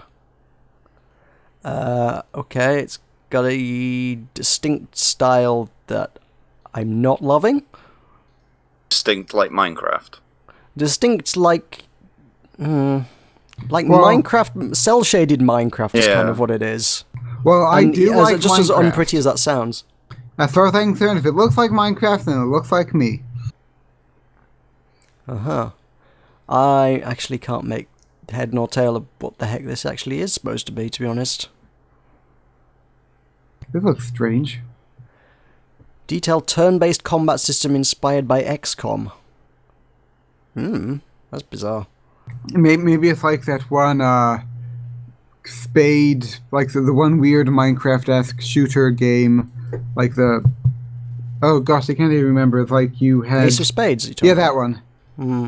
Maybe it's a bit like that, only like top or something. I don't know. Third person? I don't know. I don't know. We have Modular Combat, which is a source modification and looks like it's from 1999. Because, yeah, I think it probably is. So it just appears to be... It is, I guess, a Half-Life mod, and it looks exactly like what you would expect from a Half-Life mod. Oh, but your science! Yeah, so it's a role-playing shooter based in the Half-Life universe. Okay, that's... I'm always surprised by what people can get away with saying is Half-Life, and Valve just don't seem to care. I don't know what Valve would like with IP, but they always seem to be like, oh yeah, this is a Half-Life game, and Valve are like, okay, let's sell it on Steam, and you can have all the money. And I'm like, wait, If I was you, I'd be slightly concerned about calling it a Half-Life game. Well, they let somebody make Aperture Tag, and that I know was horrendous. that's yeah, that's kind of the kind of thing I'm talking about. There are a lot of people who will just straight up use Valve's IP, and Valve are just like, yeah, we will sell it on our storefront as well, and you can make money off of our IP, which is just really bizarre. No other company in the world would do that. I mean, quite frankly, under copyright law, if you don't protect it, don't you lose it anyway? So it's like Valve surely can't even own the rights to their own games at this point, presumably. Because they're clearly making no efforts to defend their own properties.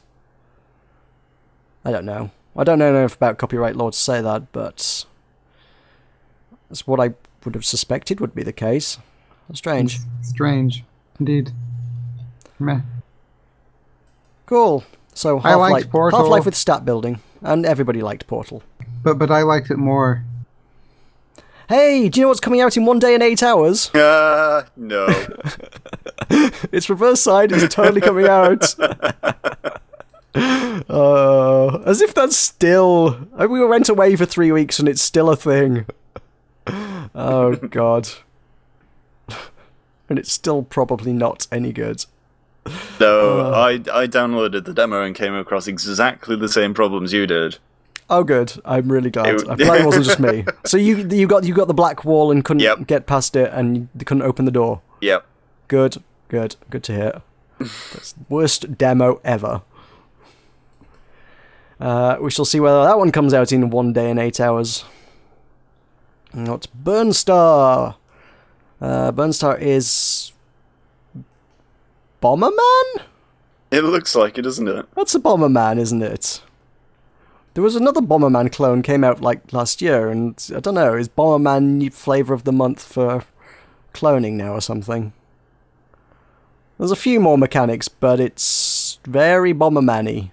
Very, very Bomberman-y. With actually some puzzles that look like the new content they added to Spiral Knights, actually, of all things.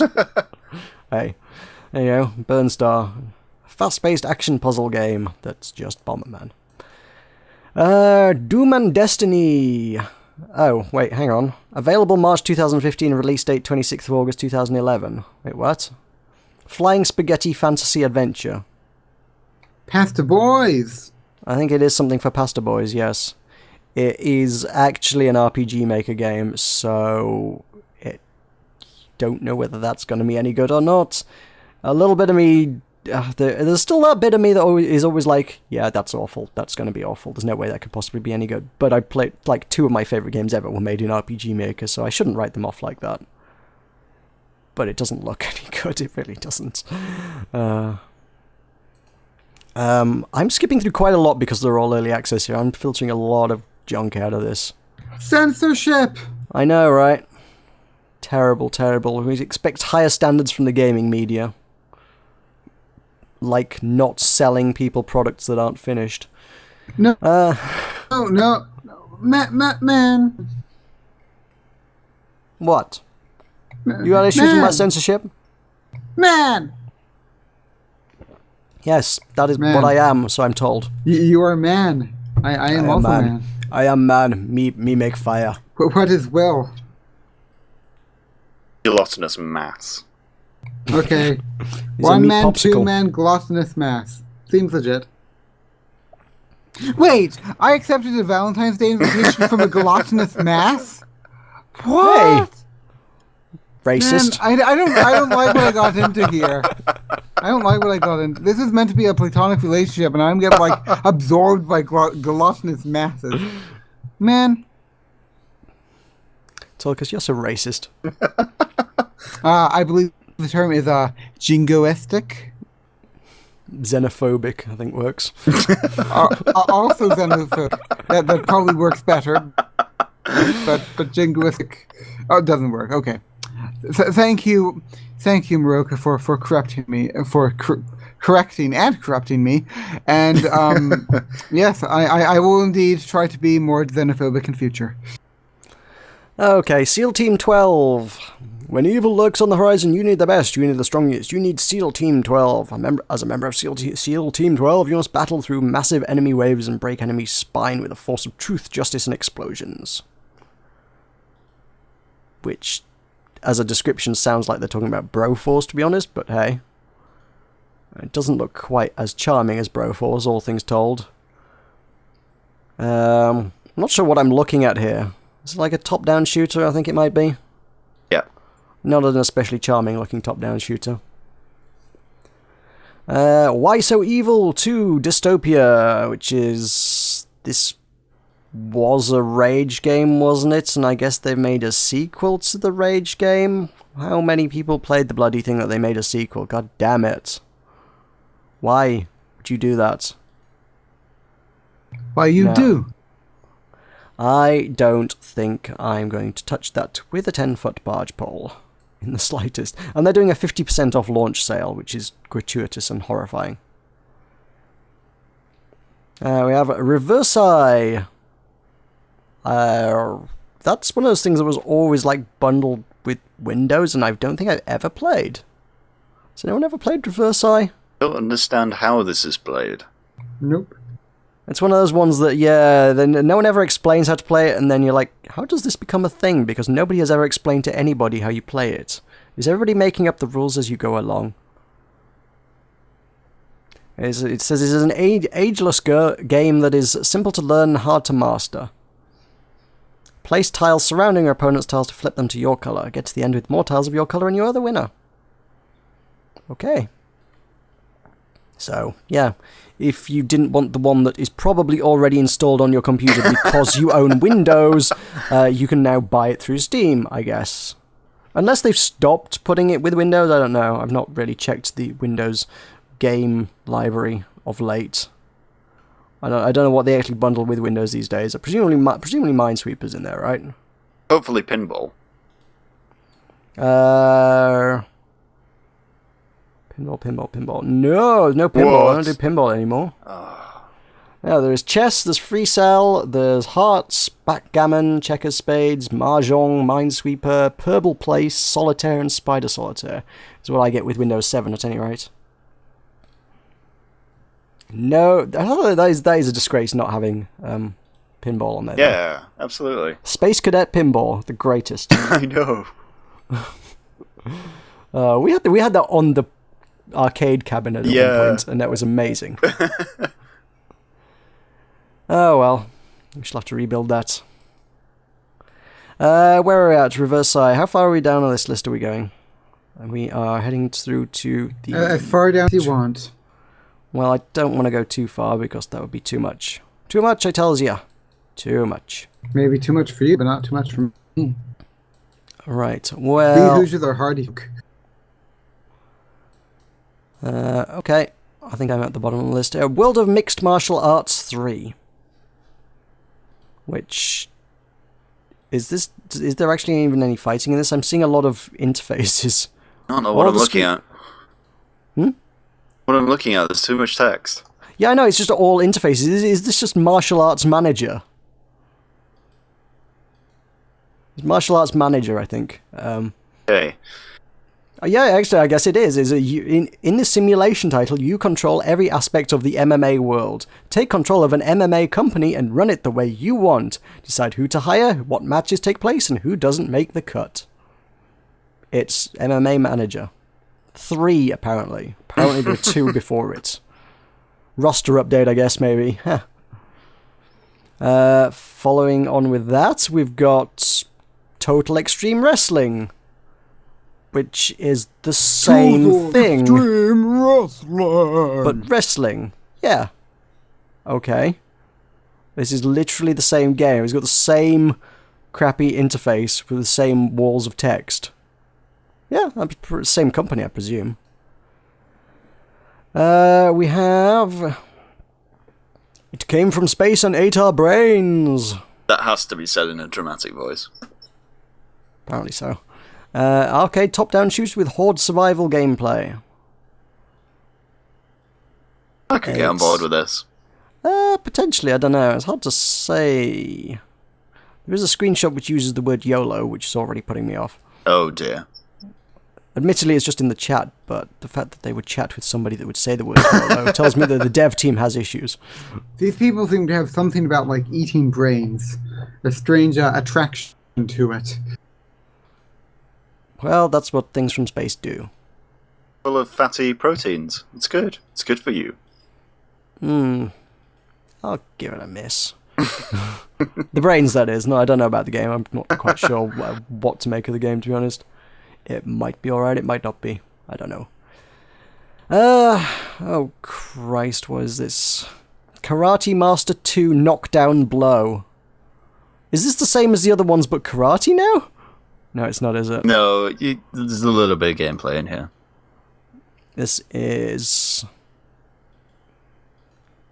It looks really, really old school. It looks like they're trying to look like an old Street Fighter or something, maybe. It's worse than Street Fighter. But then it's got lots of weird stuff, like there's... like a bit where the dude's meditating under a waterfall or something. I don't know what this is at the slightest. This is so bizarre. What the hell? It's kind of a fighting game, but then there's some other weird shit in there, and like, including a screenshot of a cracked ribs for some reason. It's kind of like the Mortal Kombat thing where you see the damage happen while you're fighting. Maybe, yes, could be. We have 3/4 Home Extended Edition, a visual short story set in Nebraska, follows an extended conversation between Kelly and her family during a drive home through an intense thunderstorm. I feel like I've heard of this somewhere before, but I can't, for the life of me, figure where. There are a lot, and I mean a lot of screenshots of driving past cornfields. Yeah, this... I was blinded by the white on my screen for a second. Speaking of someone who lives in Midwest and cornfields, i.e. Indiana, I feel a great connection with this piece, as anywhere there are cornfields, there is a Tulkas lying in wait. Alright, this is Tulkas Simulator 2015. Yes, life. This is how you learn to become Tulkas. To You do drive all past my cornfields. Minecraft and Hearthstone and Civ 5, just encounter cornfield. Yeah. The single solitary curator recommendation underneath says it has nearly 800 dialogue choices, so I'm getting the impression it's one of these very artsy indie things that I will probably absolutely fucking love, to be quite honest. I probably am going to enjoy 800 choices made whilst driving past cornfields. I won't lie, I probably would. Cornfields, yay. Oh, Meroka, maybe you could move to Indiana and be with me. BRB moving to Russia? In a cornfield together. How far away? Where's the exact... I need somewhere that's very, very far away from Indiana. What's the opposite side of the planet to Indiana? I think it's like the Pacific Ocean somewhere. I don't know. Sweet. Like, I'm going to buy an island in the Pacific Ocean. But there aren't any cornfields in the Pacific Ocean. Yes. And I'm thankful for this every day of my life. But how can you... But I mean, I don't understand. How do you hope to have a cornfield in the Pacific Ocean if there isn't one? Like, you understand that, like, you can't... Like, this is an impossibility to grow corn in the Pacific Ocean. Like, this is like not going to happen. I don't know. I'll just have to make do with coconuts and cocktails. I guess. I guess if we spent a lot of money and drinking pina coladas on the beach, that'll just have to suffice. I guess. Maybe. I mean, how do you? I presume that's all anybody who lives in the Pacific, ever does. Everybody who lives on any Pacific island, their entire life is just spent on the beach drinking pina coladas. We can just plant like 5 corn plants and have those grow up to be like 5 and call that a field and be together. Yay! Mwah. Moving on, we have Trapped Dead Lockdown. Something zombies, right? It's a hack and slash RPG with zombies. I'm already uninterested because it was already zombies. If I'm honest, I am not thinking it looks terribly fantastic either. No. Is this actually out this week? I follow the developer on Twitter, so I think it's out soon, and it says March 2015 on it, so I'm not sure if it's out this week or not, but Gratuitous Space Battles 2. Gratuitous Space Battles 1 was actually pretty good. It's kind of, you design your own spaceships and create a fleet of them, all the different kinds of spaceships that you have designed, and then you just pit them in a massive battle against other spaceships. It is gratuitous. You just create a fleet of spaceships, and there is a prefab enemy fleet of spaceships, and they fight each other. And if you win, you move on to the next level, and you have an entirely different gratuitous space battle. It's pretty good. You don't, there's nothing other than just, here's the things, here's where I want the things to start, here's how I want you guys to behave in this fight, now go fight. And most of it is just sitting watching carnage, which is kind of cool. It's one of those things for people who like min-maxing and tweaking things and sort of micromanaging spaceships, I guess. Because like say, it's like, oh, I would like a fleet of 20 fighters, but I want 10 of them to be acting in a support role around this carrier, and I want the other 10 to be using an offensive role against this frigate or whatever. I don't know. You can get detailed. And the last one, oh god, it's an open world sandbox MMO, which is early access. I don't think I even want to mention it. No, I think this gets a miss. Am I allowed to give a rant about 12 Labors of Hercules? 12 Labors of... Oh, is it... That's next week, but if you really must, go for it. Okay, so I was just like looking at this earlier, how Meroka was rambling on about Meroka stuff, and it's very interesting, well, it isn't very interesting, that like, this is one of those games, you know, that's like all set in classical people by like some dude that like saw the movie Hercules when he was like 3 and never done anything else. Like the description is like, on a company Hercules on a quest to rescue his wife. Like, first of all, the name is Heracles, but I don't even care. Well, Hercules is the Roman form, whatever. But, like, that's the whole thing, that, like, the 12 labors of Hercules happened because Hercules killed his wife. Like, that was the whole thing, that, like, Hera, like, drove him mad, so he killed his wife. And then, like, so, like, you don't rescue the wife. Like, the wife is dead. Like, this is morbid thing, and you're like treating this anti-morbidly. And then it's like kidnapped by the evil Hades. Man, this is like, and this is another thing that pisses me off. Like every single classical movie ever made that features the Greek gods has Hades as an enemy. Man, Hades isn't even that bad. Like Hades, like sure he kidnapped Persephone, but like besides the kidnapping of Persephone, which I admit wasn't exactly the nicest thing in the whole world, he never really does anything. Like he's just like doesn't intervene, just chills down there in the underworld and just does the thing. Like Hercules, like the only time that he had to be adversarial to Hades, and he had to do that capturing Charybdis and bringing him back to Enceladus. Yeah, but like Hades just let him go because Hades was cool with him, and he even got to rescue Theseus. So you know he's cool if he gets to rescue Theseus. But yeah, it's just that like I know it's like every movie, like there's Clash of the Titans, the Percy Jackson and Lost Divinity, like the Heracles movie.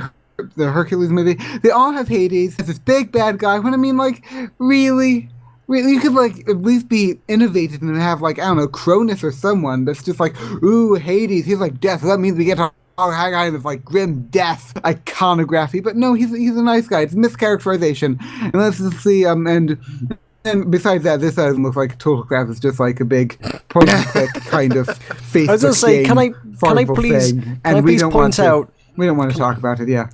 Can I please point out the ridiculous sort of the fact every screenshot is just covered with pictures of like cheese for some reason? Yeah, there's a weird obsession with cheese going on, and I was like, I'm pretty sure Hercules didn't quite have that much emphasis on cheese in the original story, so I think there's a little bit of creative license going on there.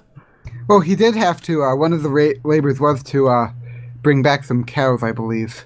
Maybe that was deer. I don't know. That's a tenuous connection. There were a load of them. He wasn't go and fetch me 20 wheels of cheese was not one of the labours. I must admit that this doesn't seem like a particularly tantalizing game, like a particularly like classically inspired game. And I love that like they call it a time management game. Like what is that? A time management game? Like. Why would you want to play a time management game? Yeah, I have enough problems managing my time IRL. Yeah, time management to me immediately sounds like those really awful free-to-play MMORTS games that are just like, here, build your castle, now build some walls, now build some garrisons, and now, oh, look, you got to wait 4 hours for the next building to build. Better come back in 4 hours. Ooh, or you could pay us some money and you could build in 2 minutes, or, oh no, okay, alright, you're gonna come back in 4 hours. Oh, great, you built the garrison, why don't you build the second tier garrison so you can build even more units in this RTS? Oh, the next one's gonna be 8 hours. Oh, okay, well, yeah, okay, you could wait 8 hours, or you could pay us $1. You could pay us $1 and you could skip those 8 hours, yeah, that'd be good. Okay, great, right, next building's gonna be 12 hours, sure. And it's like, or I could not play your game. Yeah. Have you ever heard of a cow clicker? It's yeah. I don't think I would call those games a cow clicker. I'm not sure what you do call those games. Is that not the Clash of Clans formula? Cow clicker was a satire of the Facebook games because the guy who made it like hated Farmville so much he just like tried to create a game that just like would just like total satire and just like be just terrible, and instead it became like really weirdly popular, so he like made him loads of money, so then he like tried to undermine the game, and I was at the point I actually like play it occasionally, and it's just like every 6 hours you click on the spot where a cow used to be, and then like 6 hours later you again click on the spot where the cow used to be, and you just like rank up clicks. I'm up to like 300 clicks by now. It's the NPR did a thing about it. It was cool. Just Google cow clicker. Yo, I actually have a cow clicker shirt too. I thought cow clicker was just a derogatory name for games like Farmville. To be honest, well, that's why you called it cow clicker. Yeah. But no, that was the game. You actually had to click a cow, and then like you just like every 6 hours you clicked a cow, or you could spend money to click the cow again. It was beautiful. Yeah, those games for me seem to be more about exploiting your friends to try and drag them in and try and extort more money from them as well. Whereas this sort of your time management is just more, you're playing an RTS, who's got the most units, who can win these massive battles with massive armies and stuff, but it takes forever to make a massive army unless you pay us money, and if you pay us money you'll have the best army and you'll win, and it's like, well, that's not balanced, and I'm just going to not play your game. Yeah, it's like... And especially since like the only thing I use Facebook for these days really is just like browsing the Button and Mash Facebook page, plug, and just sweet. I don't know, like all my 400-ish friends, they just like send me invitations to their games, and I'm like, no, it's just really annoying, isn't it? Because like you get bonuses for spamming your friends. It's amazing how like I remember reading like one thing about how Burger King had a promotion where for like every 10 people you unfriended you'd get like a free burger or something, and like it would tell them that you'd unfriended them. That was like a strange thing. Just really interesting. It's very strange. I tend to stay away from the Facebook. Yeah, I think that I mean, thinking that like 99.9% of people in my high school used Facebook, so I just got on that. Well, that's the thing, everybody uses Facebook. It doesn't mean anybody has anything useful or interesting to say, which is why I kind of gravitate more towards Twitter, because I can just follow people who do have interesting things to say on Twitter. And anybody else, if they want to know what I have to say, they can follow me. Yeah. If they don't, but they don't. It's just I'm like the only person on Facebook that I think that even bothered to care like what people have to say. They're just like, oh, I'm going to bed now. I'm like, thanks guys, thanks. I needed to know this. It's wonderful, man. But yeah, I mean, Facebook sort of it brings out a new sort of like social awkwardness, because obviously like I'm the most awkward person IRL, but then like Facebook is just like everyone's just like so terrible at Facebook online, just like interacting with people. It just like amazes me. They're just like blundering around being derpy. It's sad, man. Sad. Anyway, I think we're going to have to wrap things up a bit now. We've been talking for quite long enough, and we have run out of game releases, certainly. That's definitely a thing that's just happened. And the first half was way too long, and now the second half is getting long as well. So, yeah. And, yeah, probably time to end it. So, thank you. Do you want to do it? No. Okay, then. Alright, thank you very much for watching. We absolutely appreciate it if you stayed with us this long.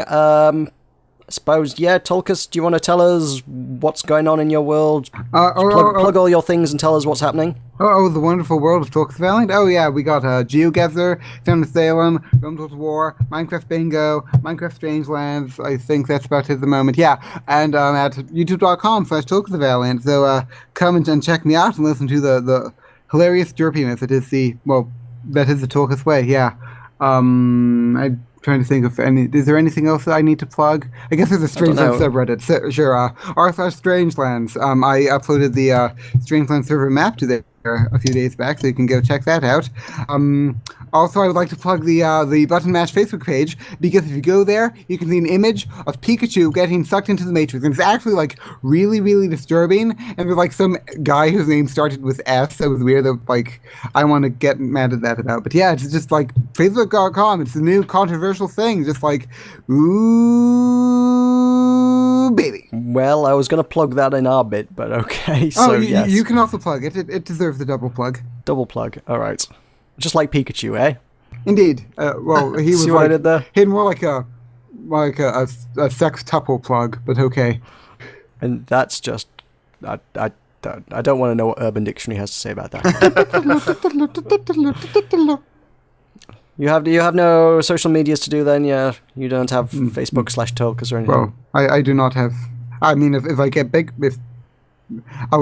if I get big enough, then I'll have one. But like, I don't have fans, so no. And and I don't have Twitter either. So yeah, just get on Twitter. Get on our level. No, it's Twitter. No. Like man.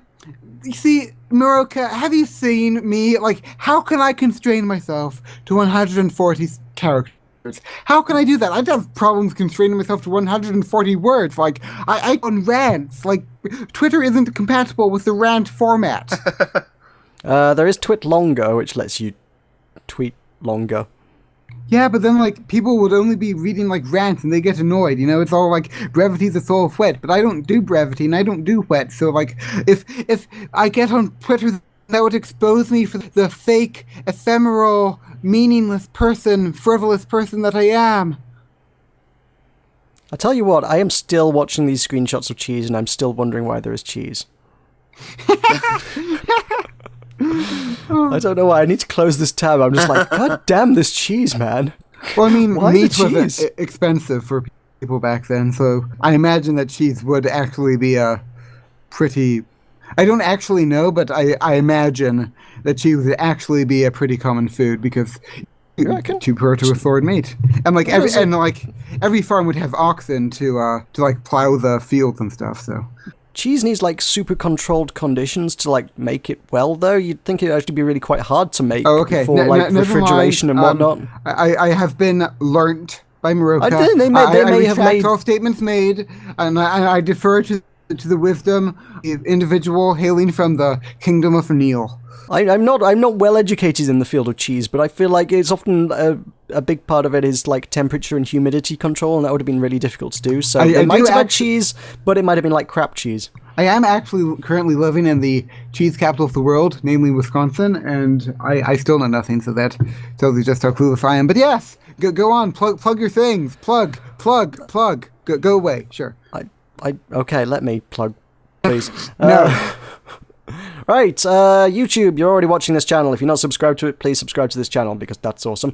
You can find Button Mash content at button-mash.net is where you'll find out about our events, as well as our Facebook page, facebook.com/buttonmash. If you want to follow Button Mash on Twitter, it is button_mash_UK. If you want to follow me on Twitter, I am Meroka_BM. What else? Oh, Patreon, if you want to give me money because you're a lovely person and wish to support my making videos and stuffs, that is at patreon.com/buttonmash. And is that all the things? The Facebook? We got the Steam. Oh, yeah, Steam Curation, if you want to see my recommendations on games, which probably is overdue for an update. I should probably put some new stuff on there, but that can be found at bit.ly/bmsteam, I think is what it was. Facebook also? I don't do Facebook. Yeah, we've done Facebook. Oh, okay. I did Facebook. Triple plug then. Yeah. Okay. Facebook.com/buttonmash. Sweet.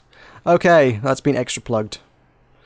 So that just leaves me to thank you very much for watching once again. Thank you, Tulkas, for joining us.